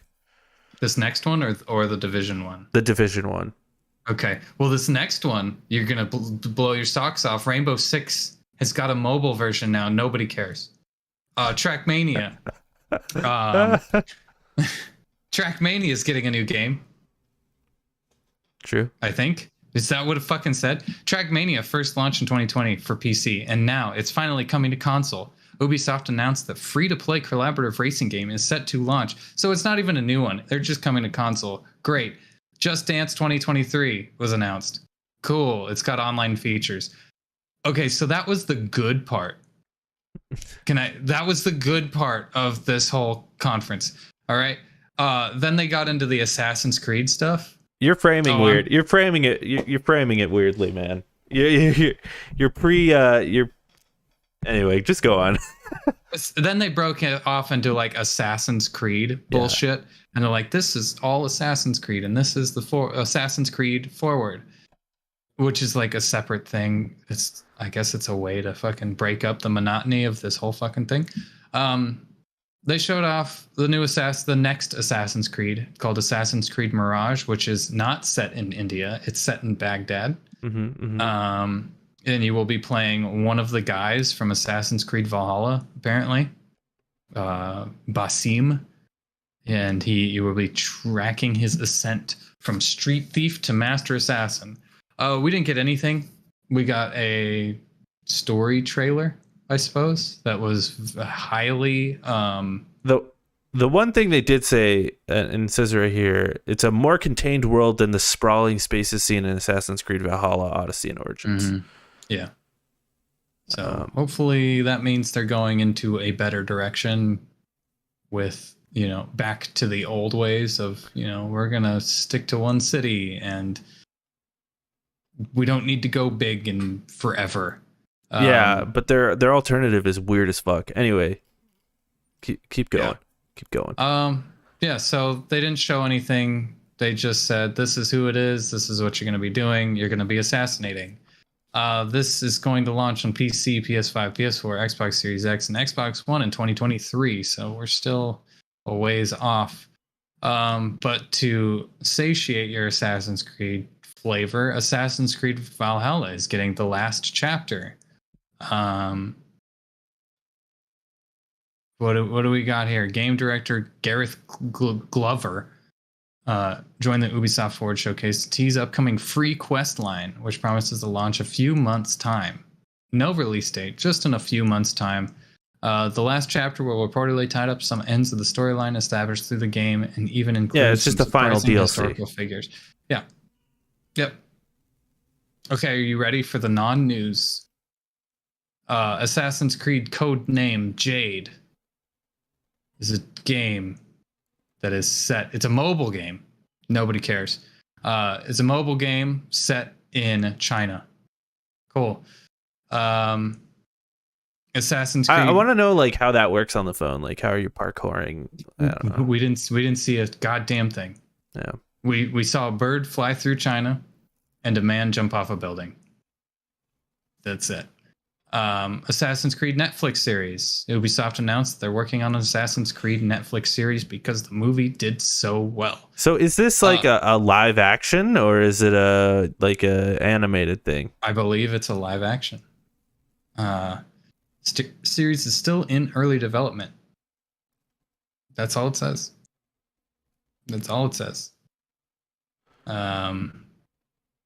Yeah. Okay. Also, on top of the Netflix thing, Assassin's Creed is getting a Netflix game. What does that even mean? What does this mean? The Assassin's Creed series isn't the only project Ubisoft has and works with Netflix. While details was light, the publisher confirmed that it's working on a brand new Assassin's Creed mobile game that will be released exclusively through the Netflix games platform. Oh. Netflix hasn't even come out with this platform yet. And they're already announcing, hey, we're going to be putting a game on it. Nobody knows what it is. Don't worry about it. Okay, cool. There's no news on it. It's just happening. Just much like the rest of this, Assassin's Creed Codename Red is set in feudal Japan. That's it. Assassin's Creed Codename Hexe is Twigs. That was it. Assassin's Creed Infinite, nobody fucking knows what it is. It links all the Assassin's Creeds together. I guess. It's a hub. So yeah, what it seems like to me, it seems like, hey, instead of making like Valhalla or Odyssey or, it's like these big games that have like services constantly going. Now it's like, hey, let's have a hub, which is like remember in Unity where it was like you were playing, like the only modern day stuff was you just kind of going into the game, walking around. Mm-hmm. I think that's what Assassin's Creed Infinity will be, and it'll just be a way to access your games, which will be like Codename Red and Hexe and Jade, not Jade. What's the other one? Mirage. Um, Right. You know what because you know what I think it is? yeah, I think it's another one of their fucking menus yeah, that takes forever to load yep, just so you can look at your game and yep. start your game. It's just a game launcher is what I'm thinking it's Well, going to be. it's a game launcher. So then, if you're playing Assassin's Creed Hexe, they can tell you, hey, you should also play Assassin's Creed Mirage. It's so they can sell you the game within the game. Right. I But only Assassin's Creed stuff. And let me be real with you here, dude. If Assassin's Creed Mirage comes out and it's fucking good, and it's like a return to form for Assassin's Creed, and it's more like what you're saying, like a more, toned down traditional Assassin's Creed, and that's why it's like we're getting Assassin's Creed Codename Red in 2024, and they're just back to releasing these games every year. I think I prefer this honestly to like Valhalla or Odyssey, because like I was just saying, Yeah. like there's some finality there. Like I can play these games, they're done. I think I prefer this, but that it all hinges on if Mirage is good. Yeah. Yep. Yeah, if they actually go back to form. I'm not even putting it on Mirage. I'm putting it on whatever one goes back to the traditional Assassin's Creed way. Mirage. Maybe. That's what it maybe says. Maybe it's literally the same game as Valhalla. They just put it on a smaller map because Mirage was initially supposed to be a DLC anyway. Well, it says Mirage is a homage to early years of the franchise. So I mean, Well, let's fucking hope so. And then also they said something about a Assassin's Creed multiplayer game, but they have no idea how they're making it. Cool. That's literally the whole thing. We got 0 trailers. I want you to know. We had 0 trailers for any of the Assassin's Creed stuff. And everything else was pretty much no game, no hype. yeah. So no hype. No hype on any of this. I would give this a fucking F. Yeah. It's one of the worst. I don't think I will watch the next Ubisoft Forward because it's going to be. Every time I step away from an Ubisoft Forward, I lose a part of myself. I just wasted 2 hours of my time for them to tell me absolutely nothing. Yeah, they're boring. I do find it, like the Assassin's Creed, it's interesting, like what they're doing. Like it's different. They're not doing anything. They're not saying anything. Nothing is happening. I mean, they just announced 3 games. They announced ideas. It's definitely something. Well, I mean, they announced 3 games. Like, they're more than ideas, because Mirage is like coming out next year, and then obviously Codename Red is coming out the year after. Like, they're working on it already. It's 2024. Yeah, which is the year after. So, like, they're obviously working on these games. It is interesting that we couldn't get like a trailer for Mirage, though. I mean, there was a cutscene. Yeah, just a long extended cutscene. Yeah, but I mean, it's something. I don't know. Yeah. I don't know. It does seem like way too much. Like they're putting all their eggs into one basket here. Yeah, but we'll see. We'll see what happens. And the last event that happened was the Cyberpunk Night City Wire. This one was kind of short, sweet, to the point. Cyberpunk has got a new anime coming out on Netflix tomorrow, actually. They showed off a trailer for it. It looks pretty cool. Voiced in over 13 languages. Hey. So, cool. Good on them. There's a new patch for Cyberpunk 2077 to release alongside Edge Runners. So you can get the jacket and the bike or whatever the fuck they have. And also major updates so that the quality of life stuff that needed to be in it. And then we got the first and only DLC for Cyberpunk 2077 called Phantom Liberty. It's being developed for, oh no, I just read this. The expansion is being developed for PC, Stadia, PlayStation 5, and Xbox Series X. Yep. Coming in 2023. So they're still trucking along on Stadia. Um, Well, and also I think it's worth noting not to Xbox One or PS4 right. as promised. Because that it shouldn't be. I don't think it should have ever come out on those consoles anyway. They were just trying to make as many sales as possible, and it worked. Um, you know, I kind of fallen off the Cyberpunk hype train because it didn't live up to my expectations, and I think I'll wait for this DLC to actually play it again. And hopefully they've changed a whole lot. I'm kind of hoping like I go back to it and it's the same sort of situation as The Witcher, where it's like, oh, this game's kind of buggy, and then I go back to it and I'm like, holy shit, this is my favorite game ever. I guess Nicholas is they made a DLC right quick. They're like, let's get this one out because we promised a DLC. Mm-hmm. It's gonna take like 5 hours to beat, maybe. Yeah. And they're never gonna think about this game again.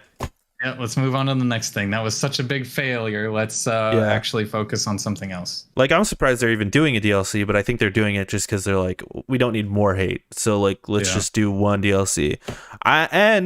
Recently in an interview, someone at CD Projekt, I forget who it is, but they were like, we still plan on doing Cyberpunk stuff. So my guess is they're going to try again with, like, a different Cyberpunk game. Yeah, I would hope so.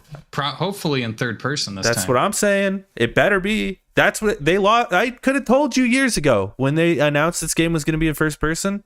That's not a Cyberpunk game. I don't want to play that. That's garbage. That's not a CD Projekt Red game. That Please too. don't. Yeah. I don't want that shit. Anyway. Stick in the third person is so much better. I have no skin in the game though. They announced Red Mod, which is dedicated to all Cyberpunk modding enthusiasts. Red Mod allows you to modify, create your own experience. So you can mod the game now. That's hopefully nice. Maybe that'll be good. Maybe that'll help out a whole lot of the shit. They're like, well, we can't fix the game, so we'll let the community do it for us.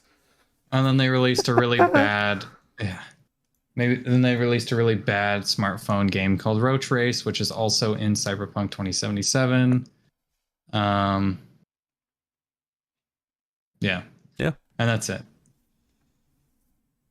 Cool. That was all the events. Let's move on to the news, the big heavy hitters. Well, I'm gonna start with this bottom one. Oh, okay. PlayStation's Jim Ryan calls Xbox's Call of Duty promise inadequate on many levels. This comes from Logan Plant at IGN. And Logan Plant writes, last week, hey, that's our show. That's our show, guy. We should sue him. In games. We should sue Logan Plant at IGN. We're coming for you. He says, last week, Xbox Phil Spencer said new Call of Duty games will remain on PlayStation platforms for at least several more years. After Activision's current contract with Sony expires, now PlayStation CEO Jim Ryan is calling Spencer's offer inadequate. In a statement to GamesIndustry.biz, Ryan said he didn't intend to comment on the business discussion until Spencer brought it to public forum. Microsoft has only offered for Call of Duty to remain on PlayStation for 3 years after the current agreement between Activision and Sony ends. After almost 20 years of Call of Duty on PlayStation, their proposal was inadequate on many levels and failed to take account of impact on our gamers. We want to guarantee PlayStation gamers continue to have the highest quality Call of Duty experience, and Microsoft's proposal undermines this principle. What are your thoughts, Jake? It's hard to avoid all the stuff online. So I've seen what a lot of people have said online, and they're saying, well, if PlayStation got Activision, it would go exclusive and blah blah blah blah blah. And yeah, you're probably right. But here's the thing. Picture of the thing. No, here's the thing though. PlayStation didn't buy Activision, and it's clobbering time. They never would. Not even because of a financial thing, but because why would they do that? I think it's ridiculous that Xbox is able to buy Activision. Like, Activision isn't like a floundering company that like needs someone to save them. So they get bought out. No, it's like this is the downfall of capitalism, where a very large company can just buy anything because they have all the money in the world. And that is what I think Jim Ryan is saying, is like they can just buy it because they're like, like if they buy this, what he's saying is if they buy this, it will destroy us and Xbox will have a monopoly. That is what he's saying. Like, Call of Duty is such an important genre. Like, literally every month it's top 10, number one. Except for recently, but even recently it still is in the top 10, and like it always will be, and Microsoft knows that. Like, yeah. And it's not just Call of Duty, it's Overwatch, it's World of Warcraft, it's Diablo, it's all this shit. It's Crash Bandicoot, it's all this shit. It's a Tony Hawk. So like I get it. I get where Jim Ryan's coming from. Yeah. You hit the nail on the head for sure. It's scary. Oh, I feel like I have an odd take. I feel like most people would think Jim Ryan's being a little crybaby bitch boy. I mean, which maybe he is, but like I think also Phil Spencer is a fucking lying PR machine. No, you know what this tells me about Phil Spencer? This article, you know what this tells me about Phil Spencer right here. You ready? Phil Spencer is retiring in 3 years. That's what it tells me. Yeah, probably. That's what it tells me, man. I would if I was Phil Spencer. That's a lot of pressure, dude. Because it's like 3 years. I promise you'll have it, and you'll have this game for 3 years, and then I'm gone. Yeah. Because then I get my retirement. But I have no idea who the next person's going to be, so don't worry about it. Right. Like, I can't say anything. That's where I'm like on the side of Xbox. If in 3 years Phil Spencer doesn't retire and it like comes away from PlayStation, then we have a problem. And Phil Spencer's a lying piece of shit. But if he retires and then it's taken off of PlayStation, still respect to Phil Spencer, because Papa Phil will always be Papa Phil. Unless he fucks up, then I will have his head. Yeah. And like, don't get me wrong. I think if Xbox does purchase Activision, they have every right to put it on whatever platform they want because they own it. Yeah, you know what I mean? Like they that's the whole thing. Yeah. I think Jim Ryan's whole thing right now is trying to just prevent this this purchase to go through in the first place, but it's not. It's going to go through. Can I bring up some points? At least one point. Please. I have one point to bring up. Titans can fall. Yeah. And in the past, Titans have fallen. And the only example I have that's coming to mind right now is Kmart. Kmart was too big to fail, guys. It was too big to fail. Yeah. It had a monopoly on everything. Nobody's going to be able to beat Kmart. Oh, what's that? Walmart over there? Pfft, that's nothing. Where's the Kmarts now, boy? Where's the Kmarts now? So, if Activision gets sold to Xbox, you know what PlayStation has to do? They have to make a fucking Call of Duty game. That's it. Plain and simple. They have to make a Call of Duty game, and they have to make it better than Call of Duty. That's it. If they make it better than Call of Duty, especially now, if they release one soon while Call of Duty's on the down curve, you're golden. Fucking put, I think that's why they made moves to get Bungie, because they're like, we need a first-person shooter desperately. There you go. Just make it simple. Make it a Call of Duty game. Like, it doesn't have to be special. Yeah. Just do exactly Call of Duty, but different, so that you don't get sued. This weird part of me, dude, even though we're both hyped about this game coming out in a couple months, Modern Warfare 2, this weird part of me, I just want it to fail, like, so badly. I really don't. I don't want it to fail just because, like, I want it to be good and I want to play it. But, like, on, like, a personal level and, like, a business level, I want it to fail because it's, like, Activision needs to fail. I want Xbox not to fail, but, like, to be brought down to reasonable level. But to start from a baseline, you know, the and shitty, grow from there. The really shitty thing is like we've let Microsoft get away with being a monopoly forever, and with operating systems, you know, we don't talk about it. The only competition they have is Apple, and don't tell me Linux is competition, because it's not. It's not even a real thing. It's like multiple things. It's not a real thing. Their only competition is Apple, and Apple is more of like I would say more of an additive thing. It's like you have your regular Chromebook and then your fucking nice Apple or whatever. You know what I mean? So I don't know. I don't even think Chromebook is Microsoft though. I think that's Chrome true. It's just Google. You have that was a bad example. I'm so sorry. You have your desktop PC, and then your laptop is an Apple Air or something. What I don't even know if I can find this. What percentage of people use what is Apple called their OS? Is it just Apple OS? Apple OS versus Windows. Mac OS is at 15%. Well, Windows is at 75%. But you know, back in the day when Xboxes, like Xbox Linux ones, is at 2.4%, by the way. Just it doesn't actually exist. Back in the day when Xboxes had Blu-ray players in their consoles, PlayStation was getting a cut of it.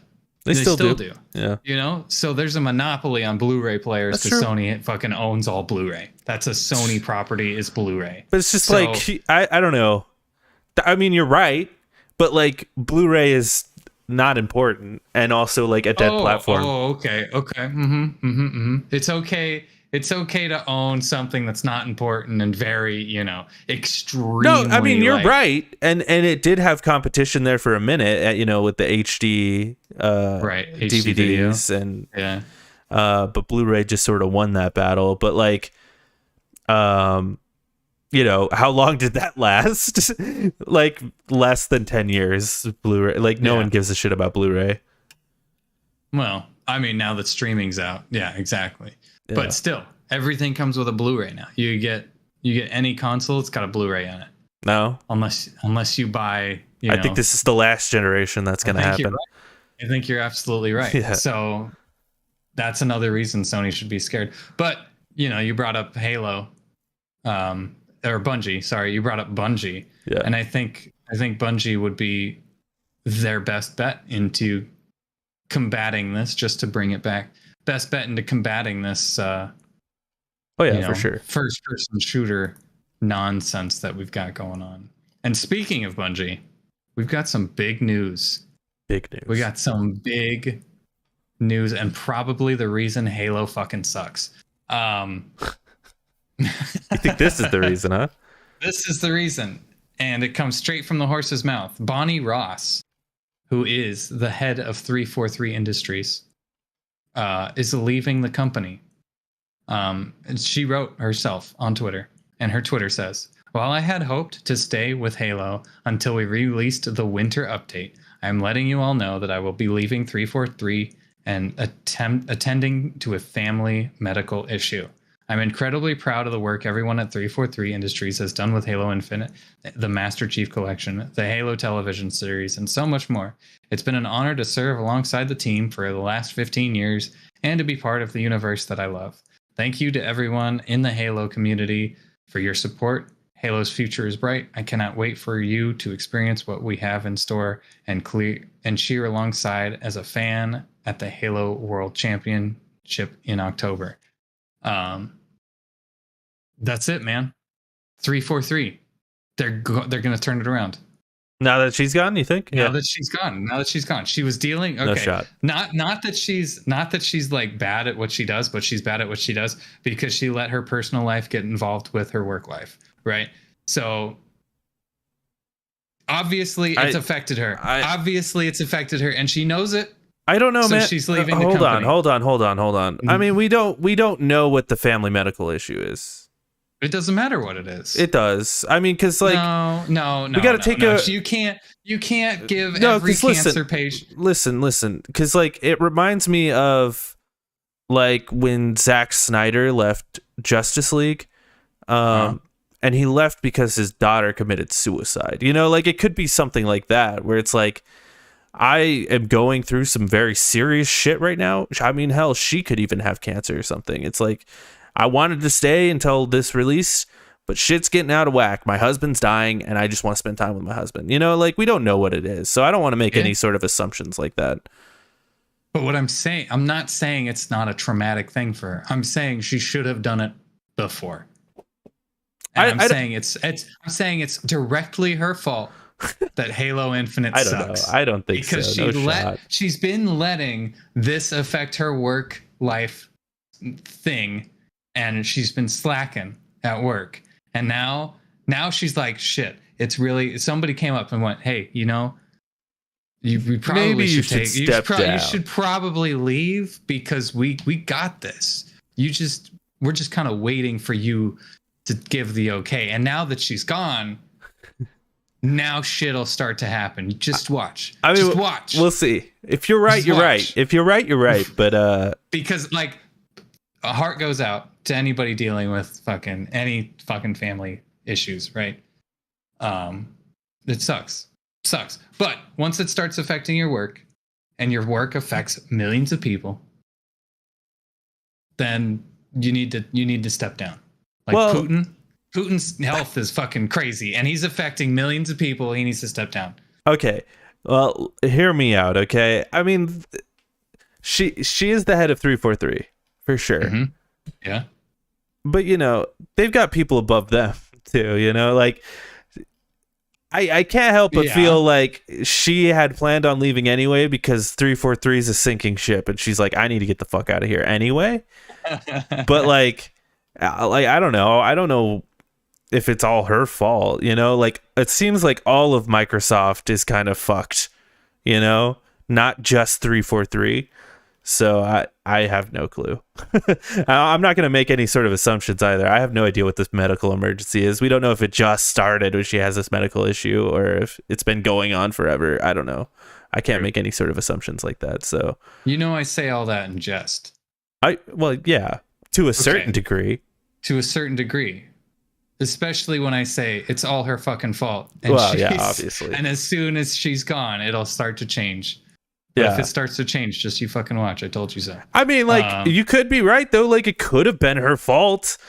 Like, I don't think it's the medical issue thing, but, like, she could have been the reason it's all shitty. Yeah. Yeah, it could have been like, who knows? Like she's just been taking so much time off. Like she's like, I need more family time. I need more family time. And like everybody's like waiting to release this thing, and they're like, can we release it? She's not in. She's dealing with family stuff, you know. And just like, fuck, dude, we'll just keep. We've had more. all this content ready to go since fucking February. But she's been gone since February. We've just been waiting for the green light, and then she finally said December.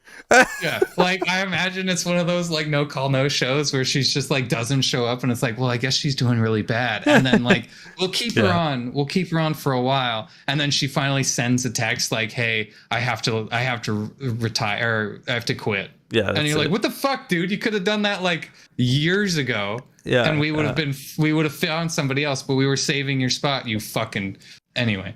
I'm blaming Phil Spencer, not Bonnie Ross. No, dude, Bonnie Ross is the problem, 100%. Bonnie Ross is the goat. Just kidding. I never even heard that name until today. I've never heard that name either. I'm making so many assumptions. Yeah. Let's move on. That's our show. We usually like to end the show with what you've been playing. What you been playing, my guy? I'll start with this one. I got The Last of Us Part 1. Shit, I see it in the background. I know, dude. You like that shit? I see it. It's pretty fucking sweet. Fucking cool. Yeah, it's kind of hard to see on the stream, but I've got all the it came with the comic books and a really cool steelbook. I really like the steelbook, actually. It's really nice. And yeah, it's The Last of Us. I will say, like, if you've never played The Last of Us, this is the way to play it. It's beautiful. And like when things explode, it's like Last of Us Part 2, where like it's gross, it's grotesque, it's Nice. yeah. And it's great, and it feels like a new game, feels like a brand new game, although it still just feels like The Last of Us, if that makes sense at all. I don't know. No, I gotcha. I understand. Yeah, I am just past Billstown. I figured that's about where you should be. Yeah, the part where you're driving the car, and that's you get about into right. Philly. Yeah, you're in Philadelphia now. Yeah, just a little past that. Not quite to Sam and Henry, but almost there. And yeah, I love this game. It's a fantastic game, and I mean, what else is there to say? It's I don't know what they were talking about with the AI stuff. The AI feels the same. Your buddy AI, I don't know. Ellie's still blocking all the doors and shit. Like, feels no different. The one weird thing that I kind of noticed was in the original, I always was under the assumption Joel was a lot older than Tess, right? I don't see it. I always thought he was a lot older than her. I always thought they had a thing. Well, yeah, I did too, but I still thought he was like a lot older than her. In this, they make Tess look older. Really? Not like an old, decrepit woman, but like they just make her look aged. Right.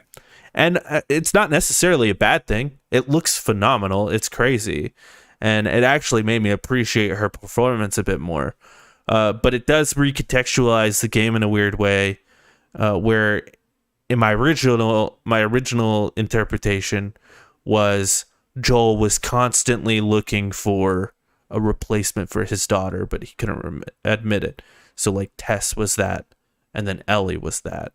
I see. Now it doesn't feel like that as much, and I don't know if that's a bad thing or a good thing. It's different. But like it's such a subtle thing, like. You really have to like be a fucking Last of Us fan to notice that shit. So, yeah, it's The Last of Us. You also have to be a Last of Us fan to buy it 4 times. So, there's that. I'll probably buy it on PC too. As far as like the maps go, the maps feel pretty much the same. That's a bummer. They look nicer, right? But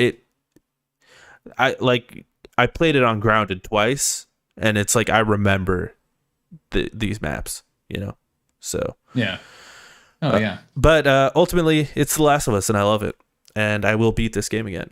I love it. Nice. So I'm looking forward to it. What you been playing? Oh, dude, I was gonna wait for you to say it, but you say it. We have both been playing Splatoon 3. Yeah, baby. On the Switch. Just came out like Friday, and I've been jamming it. Jake's been jamming it a little bit more than I have. Oh boy, have I. Initial impressions, it's just Splatoon 2. It's more Splatoon 2. That's about it. A couple of things I want to change. More weapons. I feel like the weapons are exactly the same as they were in Splatoon 2. And I wish they added a 3rd map to each rotation instead of the 2 maps. I wish there was like one extra one, because I kind of get sick of playing the same 2 maps for 2 hours or whatever the time frame is. I'm just going, okay, well, I've seen this map 6 times. Can we move on? I like most of the characters except for the new talk show people. I don't like their design. I feel like the design is very simplified as far as like what Splatoon 1 and Splatoon 2 had. They were like extravagant and like, whoa, these are really cool characters. I want my character to look like They're that. They're just not sexy. Admit it, Nick. No, like Admit it. One's got like this 5 head that goes way the hell back here, and I'm like, what is that supposed to be? They're a squid. And then the other one, right? But it's just like it's weird. I like the big man. I like the big man is cool, but I do like the fact that you can completely skip their show, and just listen to it in podcast form, which is fine with me. What are your thoughts on it? Yeah, I was trying to look on my Switch right now to see how many hours I put into it, but the fucking Switch is so weird. It's like, oh, first played 4 days ago. It's like, yeah, I know. I want to see my hours though. So I don't know. I've put in a lot of time already in this game, like just so many hours into this game already. I like it. It's Splatoon 2 again, so it's fantastic. It's great. It's a fun time. I do feel like this is the game though. I mean, I've already been feeling it, but this is really the game that's made me be like, the Switch is old. The Switch is so fucking old. Oh yeah, dude. For one, I had to buy like an exterior port for an Ethernet cable. The fact that that wasn't on the base stock is just absolutely insane. But that's been nice. I have had some connection issues in Splatoon before I got that, but since I got it, not so much. But you go around that big open world area, and it's like really framey and like not good. I do feel like the hitboxes get a little weird sometimes, and I have a feeling it's the netcode. Sometimes when I'm playing, where I'm like, I feel like if you have better internet, you're just gonna win every time. I have this feeling that it affects the online games. That being said, I really enjoy it. I do agree. It does feel like a lot of the weapons are the same. It feels like a lot of the maps are the same. Even I don't know. Yeah, I think there's like two. I've seen two maps that I haven't seen before. Yeah. I just wish it was a little bit more fleshed out, you know? Yeah. But there's still like a lot to do, and like, but it's kind of just Splatoon 2 again. It's just like, I wish there were more clothing options, and like you unlock more stuff as you go along, but like, I wish there was more stuff. Yeah. Give me more stuff. Give me more options. You know, like they have, it's been Splatoon since Splatoon 1, and it's always been the same. Like you have like 6 options. That's it for that whole day. That's all you get. I wish there was like something more. Like they changed it up a little bit, but it's literally just Splatoon 2 again. What I will say is I started up that single player. Oh yeah. And I never played it in Splatoon 2, so I don't know like how similar it is. But this shit is good. It's real good, man. That single player is fucking great. And if you want the babes, Nick, that's where they are. They're in the single player, bro. Get in there. Really? The original babes. Yeah, it's different babes. So like you're Agent 3, but Agent 1 and 2, you know, they're great, you know? Do you know what I'm saying? Okay. I know what you're saying. These are squid adults in my mind, okay? Yeah, the squid kids are your playable characters. The squid adults are everyone else. They're squid at least 18 kids, okay? There you go. Yeah. But the single player is amazing. I really fucking like it. It's got the similar sort of layout as like the most recent Kirby or like Odyssey, where it's like you go to different worlds or whatever, and then you go to different levels within the different worlds. So there's 7 worlds, and then there's different levels within those worlds. But the way they make it interesting is like the different worlds, you're running around these worlds and like cleaning up, and you unlock stuff as you're like cleaning up between different levels in the worlds. And you could go and like clean this direction, which gives you orbs to unlock different things. You can totally skip levels to just move on to the next world. So like, yeah, there's just like, they made it interesting. Like it's a really interesting way to do it. And all the levels are like very unique and cool. I faced like this giant guy who like shot fists at me and stuff. Like it's awesome. Like the single player is really good. I'm really liking it. I have a feeling it's going to be pretty short, you know, probably like a 10-hour experience, but still. I don't even think it'll be that long. Yeah. Usually, like the first one was like 4 or 5 hours. Yeah, I'd guess like 6 to 10 on this. If I at the pace I'm going now, I'd have to guess probably like 6 to 10. But I really like that. But ultimately, I really like Splatoon. I'm having a good time. The only thing that really brings it down is it's on the Switch. Just push. Oh yeah, the Switch needs. We need a new Switch. Yeah. It's time, Nintendo. Because you can tell they wanted to put more stuff in it, and I think it's just limited by the you know, by The hardware. the system. So, you know, they can only do so much. Yeah, absolutely. Absolutely. I agree 100%. I'm going to have to play that single player for the babes. I mean the levels, the worlds, the seven. If you had to rate it at this point, what would you rate it? We don't do that here, but if we did. I know if I had to rate it at this point, only playing the multiplayer and the salmon run, honestly, probably give it like a 6.5. Oh wow. 7. Yeah, because it's the same shit. They haven't really changed anything up for me enough. That's low. Like they haven't added anything crazy. I do wish Salmon Run was more fleshed out. That's kind of disappointing. Yeah, but you know, we haven't gone through the seasons. We haven't had one of those. What do you call them? The rock paper scissors things. Splatfest. What do they call it? Splatfest? We haven't had a Splatfest yet. And I imagine they'll have some DLC come out. Yeah.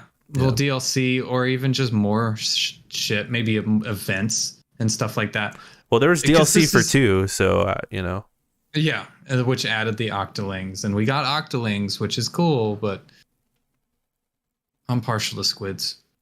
Gotta love the squids. Squids are smooth, they're sexy, sleek. I mean, sleek, not sexy. Squids aren't. Squid adults are sexy. Moving on next week. Well, hold on. I'd give it an A5, right. By the way. Wow, that's really high. That is really high. Love it. Holy crap. Well, I'd give Splatoon. I'm gonna have to freaking play that single player game. I'd give Splatoon 2 like a 9. So you know, okay. I love that game. So you know, yeah. The minor gripes that I've had, and it is just Splatoon 2 again. But like, I love Splatoon, so like, it's still an A5. I love it. That's fair. Recent reviews via OpenCritic, we got Splatoon 3. Who would have thought? It has an 83 out of 46. So you're right there, dude. It. An 8.5. An 8.5. Even though we don't do reviews or ratings because we're above that. We're way above that. Steel Rising has a 73 out of 58 critic reviews. Next week. This is tomorrow. Oh god damn it. I forgot about this too. Tomorrow is going to be fun. We got the Nintendo Direct coming out tomorrow. 40 minutes of Nintendo games coming out this year is what they say. Why do you put 21? What's happening here? Well, don't worry about it. It's coming out this year. Oh, sorry, you're right. I'm still in 2021. But also announced today, State of Play, PlayStation State of Play is also coming out tomorrow. I didn't see this until right now. Yeah, it was literally announced at 3:00 on their Twitter. Oh, 3:00, bam. And it was like, holy shit. I saw it at 3:15. I'm like, oh, what? This is going to be 20 minutes and they're going to feature 10 games. It's going to have a bunch of shit. Yeah, there's no reason to go into it too heavy just because like this is gonna post tomorrow and then these things are gonna come out. But I will say I think that State of Play is probably not gonna be that great. No, they'll have 1 or 2 bangers. I'm hoping for the little Monster Hunter guy. 10 games is a lot of games, but 10 games is a lot of games. 20 minutes is not a lot of time. No, that's why I'm like, nah. Yeah, you never know. The way they've been announcing shit. Yeah, maybe it's a VR thing and it'll be really bad. But who knows? Who knows? Maybe they'll show us some Logan stuff. Who knows? Nintendo Direct, I think that's going to be a banger. I believe so as well. Yeah, I believe so as well. I think we're going to get a title for Zelda tomorrow. That would be cool. Yeah. That would be really cool. 40 minutes, that's a long time. Like, that's a lot of time. I really like the way they do it because they'll show you a trailer. Then the guy will come out and explain the game as a gameplay trailer is going on. So then it's just like, oh, okay, I get your game. Chris Pratt, he's so cool. Well, yeah, he's so cool. He's so cool. Fuck, man. He's so cool. Don't forget to check out our other Loner Cast shows, such as the Spoiler Cast and our Deep Dive. Jake's Deep Dive, rather. He's got one recently. Yeah, Trevor Pullman. Check it out. There you go. Sweet. We are also watching The Mandalorian. That should be coming out pretty soon for that Spoiler Cast. Season 1. Next week or 2, yeah. Yeah, a week or 2. Follow us on Twitter at LonerCast1 for the show, at EmergencyPizza_ for Jacob, and at Fatal_Microwave for me. For all your sexy squid needs. Nice, got him. Nice. Also, follow us on twitch.tv/lonercast, where we stream this show live at 3:30 p.m. Arizona time every Monday, and also on YouTube at the same time, because we can do that now. It's not illegal. It's not. And if they do, what are they going to do? What are they going to do? We don't have anybody. Nobody watches this shit. What are they going to do? Anyway, I don't know. Call your mother, probably. We'll go to Vimeo. Fuck you. Yeah, fuck you. We'll go to Vimeo. We'll go to fucking Pornhub. We'll stream the show on Pornhub. Probably get more viewers there. Probably. And we could do it naked, which is more comfortable. That is true. Less censorship. Could you imagine if we did do it on Pornhub, but it's like we're doing exactly this show, but like while we're having sex? You and me? I mean, maybe with each other. I was thinking like, okay. With whoever else, but like, we bring on like special guest porn stars to like also give their thoughts. I know, and have sex with us. Yeah, like I know Adriana Chechik is like pretty big on Twitch, so maybe she'd like to come on, talk about video games, and to have sex. And Amaranth or whatever her name is on Twitch. She could like. I don't think she does or whatever. I don't think she does boy girl stuff, but she could come on and do some like ASMR stuff. Well, yeah, she could like ear fuck us while we're jerking off. Yeah. This is a great idea. This is a great idea. Why hasn't anybody thought of this? Like, it's another one. If I was more comfortable with my body, I might want to do that.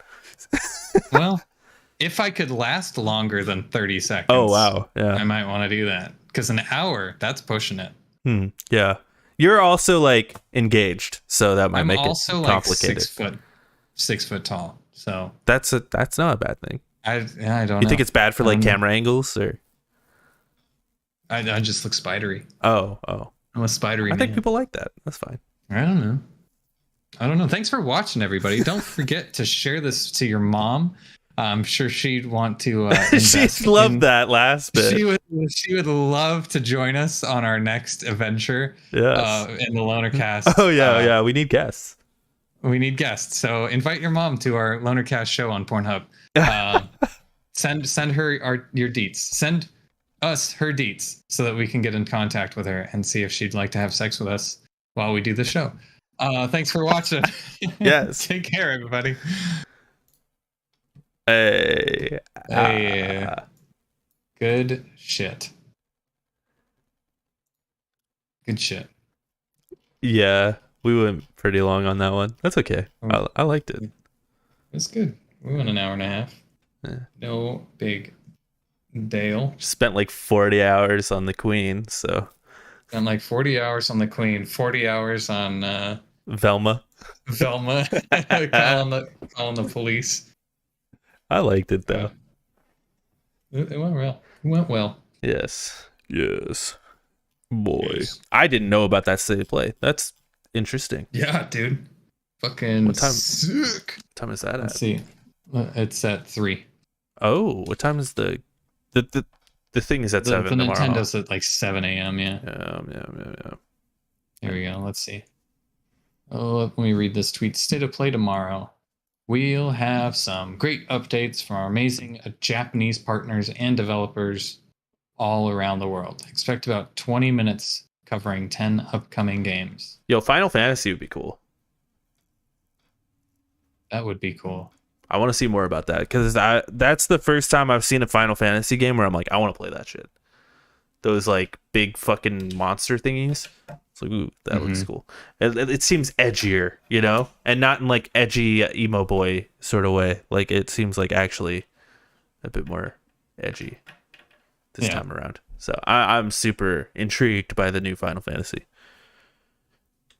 Yeah, I want to see the new Final Fantasy 7-2 or whatever it's gonna be. What if tomorrow they are like, oh yeah, by the way, we bought Square Enix, and here's all our games that are coming out: Kingdom And Hearts, here's Final Sleepy Fantasy, Dogs. Sleepy Sleepy Dogs is coming Dogs. back. Yeah, Sleepy Dogs is coming back. that'd be wild. That would be wild. Fuck, that would be so cool. But also bad, I suppose. Even though Square Enix hasn't done anything good recently. Yeah. What has Square Enix even done lately? Final Fantasy 14 is what is their baby. It's what makes them all their money. Yeah, we got 7 a couple years ago. We got Kingdom Hearts a few years ago. Yeah. I don't know. They just sold Tomb Raider and Avengers, and Damn, they sold Avengers too. well, they sold the studio that made it. Was it Eidos? Oh, right. Right. Yeah. And Guardians of the Galaxy. I mean, they don't have the rights to sell those things because it's a Right. Marvel. But you're right. You are right. I wonder if Embracer will. Apparently, Tencent and Embracer have bought part of Ubisoft. Square Enix. Oh, Square. Was it Enix. Ubisoft? I think it was Ubisoft. No, it was Square Enix. Maybe right. I don't know. D23, Marvel. I gotta make a thumbnail for this one. Yeah. Go. Can't make them anymore. It's too much of a fucking hassle to write this password. Oh. It's ridiculous. 20th Century Studios. I can't believe that's what they call it. That's so lame. What's that? Fox Studios. They call it 20th Century Studios. Oh, yeah. That's a dumb name, isn't it? Just call it Fox. Why not? Yeah. What's the harm in that? Yeah. Cowards. Fucking cowards. Babies. Yeah, dude, you like this fucking setup though? Just this Last of Us. Good. It's good. So much Last of Us. It's real good. I like it. Yeah. So purple. Yeah. So purple. I like the purple. I've even got a purple light back here just for fun. I saw that. Just hanging out. Yeah. Hanging out behind your head. Yeah. Might need another one of those. It's pretty prominent at night though. I've got a big one if you want. I mean, this is kind of like a actual sized light, but well, whatever works. Whatever works. Ugh. just man. ordered some boxes for my comics. Pretty excited for that. Nice box. More cardboard for your cardboard. Yes, because my current box is totally full and I can't fit any more in there. You know what you should do? You should get those like clear display cases, just box display cases, and set them all up in it's like a shelf, right? Set them all up in that, and then whatever you're reading, you should just have like facing outwards in each one of those segments. I mean, that's kind of what this is supposed to be up here. Is like right, whatever I want to display. right. I can change it. Or maybe like put it above your couch. Maybe I might move this desk more on the wall so you'll just see behind me, like this. So you'll just see this part of it, and then if we do like a live stream here, ever where we're like watching or reacting to something, it would face the couch. Right. So it appears as two different places, but it's not. Right, but it's not. That's not a bad idea. Yeah. I like that. And you'd be able to see like my display better when I'm streaming and stuff. Your display? Yeah, the stuff behind me. Oh, the stuff behind you, yeah. Yeah. But I don't know. I haven't decided yet. I don't know. I'm gonna fuck with it. Don't fuck with it. Yeah. But I have gotten to the point now where I need my own one long box for Batman comics. Just Batman comics, because I have so many fucking Batman comics. Dude, it's like magic. It's like magic for you. It is. It's sick. It's getting worse too, man. It's getting out of hand. Like last week I spent $50 on one, and then yesterday I spent 25 on one. And it's Did you getting win that $85 one? it turned out to be like $60, yeah. I got it for 60. Nice. Yeah. Nice. Yeah. Which At is least you have a garage to store them all in. fuck no, dude. I'm storing them in here. Are you kidding me? Hmm. Why would I put them in the heat? No. Wow. They're going right Wow. next to my couch right here, actually. That's where they're You're going. just gonna fucking fill up your space so bad. Yeah, I got the space. Let's use it. I guess. And also, if people come over, I'm gonna be like, look at my fucking comics, bro. Look at all these things. Take one. Pick one. Read it. Yeah, read it. Pick one. Read the comic. Read That's what this. they're here for. Read this Godzilla versus the Mighty Morphin Power Rangers comic I have. It's sick. But what do you do after you've done reading them? You just store them. Yeah, in the boxes. Okay. Yeah. Okay. And then people can come over and they can, you know. Nobody's gonna do that though. Nobody's gonna finger your boxes. I think someone will. Someone who likes comics. I'll meet somebody. One person. What do you do with all those magic cards? I give them to Brad. What do you do with video games? They just sit on your shelf like this. Yeah. Well, they're all digital now. But yes, the ones I do have are sitting on the shelf. I still buy physical. I like displaying it. I like having it and showing it off, and Yeah, I think it looks cool. I also like once every like 5 months, I like just going through all my comics too, just to be like, oh yeah, you know, it's like a nostalgic trip. Because it's funny, most of my comic reading I do on my phone. I do. You just buy the ones you like. Yeah, kinda. Because you could just read them on your phone now, which is so much easier. I could read them at work or whatever on the shitter. But yeah, that's true. Yeah, and they're not getting destroyed. Right, you're not like bending so the spine. You buy a comic and you never read it. Sometimes. You just buy the ones that you like because you've read it on your phone. You're like, that was a good one. I'm gonna buy that whole set. Sometimes you buy it and it's in perfect condition from there forever. Sometimes, often, like what's currently in my pull box, I'm reading. Like I read those. Right. But like, yeah, Batman New 52, I read all of those on my phone. Now I'm just trying to buy them to have them. Yeah. Just because I want them. So the ones you like, yeah. Yeah. Yeah. Just like that was a good series. I'm gonna buy all of them. Yeah, I was looking into Old Man Logan last night. Pretty affordable. Just thinking about getting into that, buying that series. Damn. Because I like it. This man's got money. This man's got money for days. I know, dude. Fucking rich, man. Fucking rich. Just buying comic books left and right like he's made of money. Ah, man, I just am not getting married, you know? No, yeah, I get it. That's the way to do it. Yeah. Like you. It's like, I got no money. Well, yeah, because you're getting married.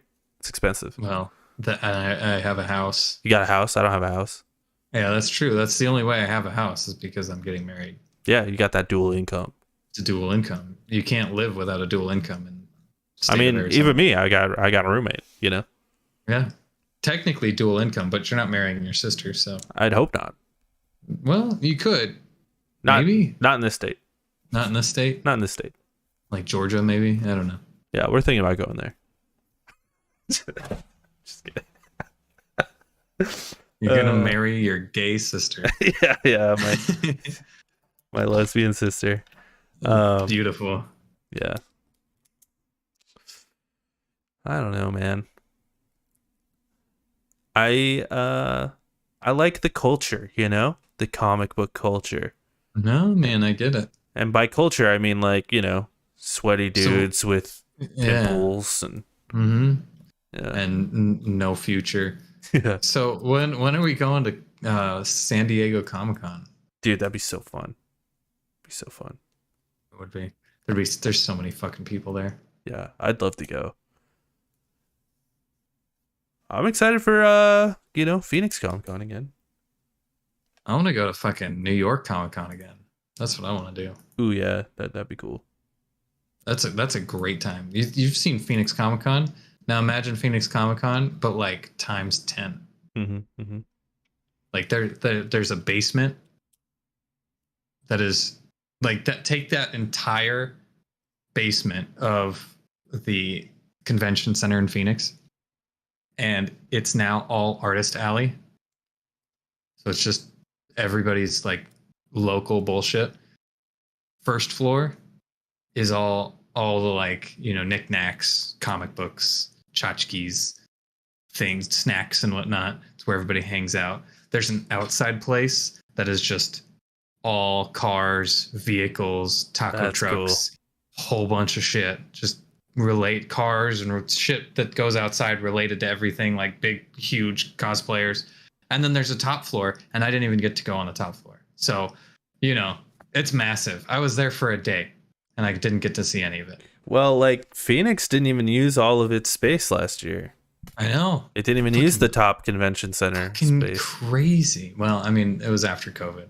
Yeah. When I went to New York, it was before COVID. It was 2018, I think, 2017. You know, because Phoenix Comic Con, it could get even bigger than even just the top one. They could use that space that we did, Game On in too. That's true. Like it could be, that'd be multiple massive. Buildings. Yeah. It could be that big one day. I'd love it if it was. It would be great if we got Comic-Con or Fan Fusion, sorry, where you like have, you know, the Comic-Con part, but then you have the video game side of it in that place. Ooh, that'd be cool. You know, like your tournaments and your I like how they did it. They did it this year, your, kind of like that, yeah. And your tabletop games over there too, because they used to Comic-Con used to have it in the Hyatt, and you'd go to the second story of the Hyatt to play all your video games.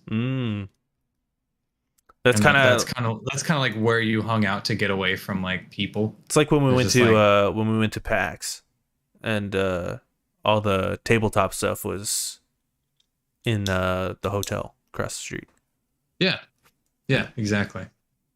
God, yeah. I want to go to PAX again. I want to go to PAX again. Fuck, it just happened too. I know. I got a notification on my phone, and it's like, here you were 3 years ago. I'm like, that was good times. I know, dude. I've got comic book money. I don't have PAX money. You know what I mean? Well, sell some comic books. PAX money. That's true. I would like to go, but you got to get into it. And it would just be me and you, because I don't think Brandon would go to it.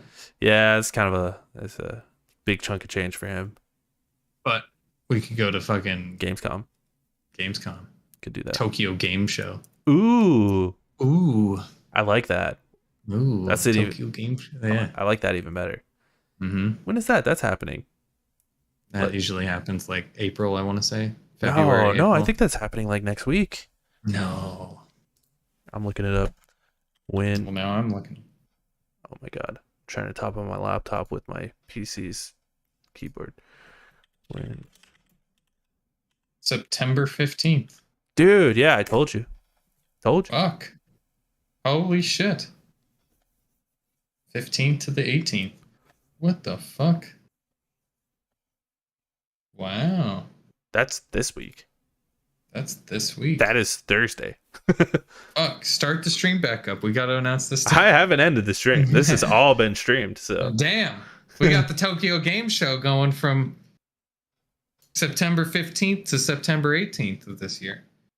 Crazy shit, man. Yeah, they're not going to say anything at that though. Yeah, they sometimes do. Usually like Tokyo games. That's a cool looking art too. Oh, I like the cover art for that. That is sweet. Yeah, I'm seeing that too. That looks cool. That's dope with all the speakers and the old school TV back there. Anime girl, that's the best part about it. With really awkward feet, legs going on. I don't know what's going on there. How is her leg bending like that? Ooh. Her grips on her shoes are controllers. Love that. Yeah. Yeah, it's pretty good. Because that way you can grip her feet while you... Oh my god. Oh my god. Jesus. You got me on the sex thing, man. I know. The Lonercast Pornhub. It's such a good idea. So good. Get your news in a nut, you know?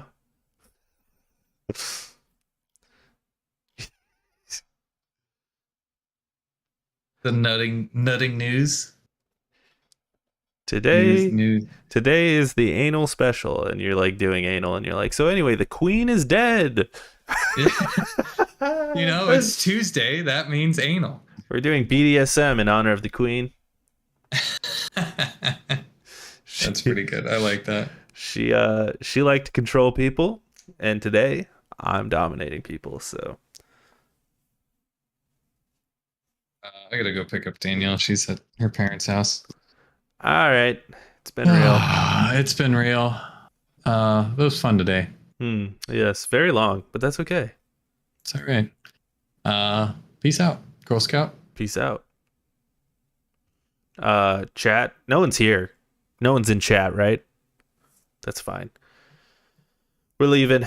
I'm gonna post these things. I'm gonna edit them, post them, and all that fun stuff. So it's been real. Good long stream.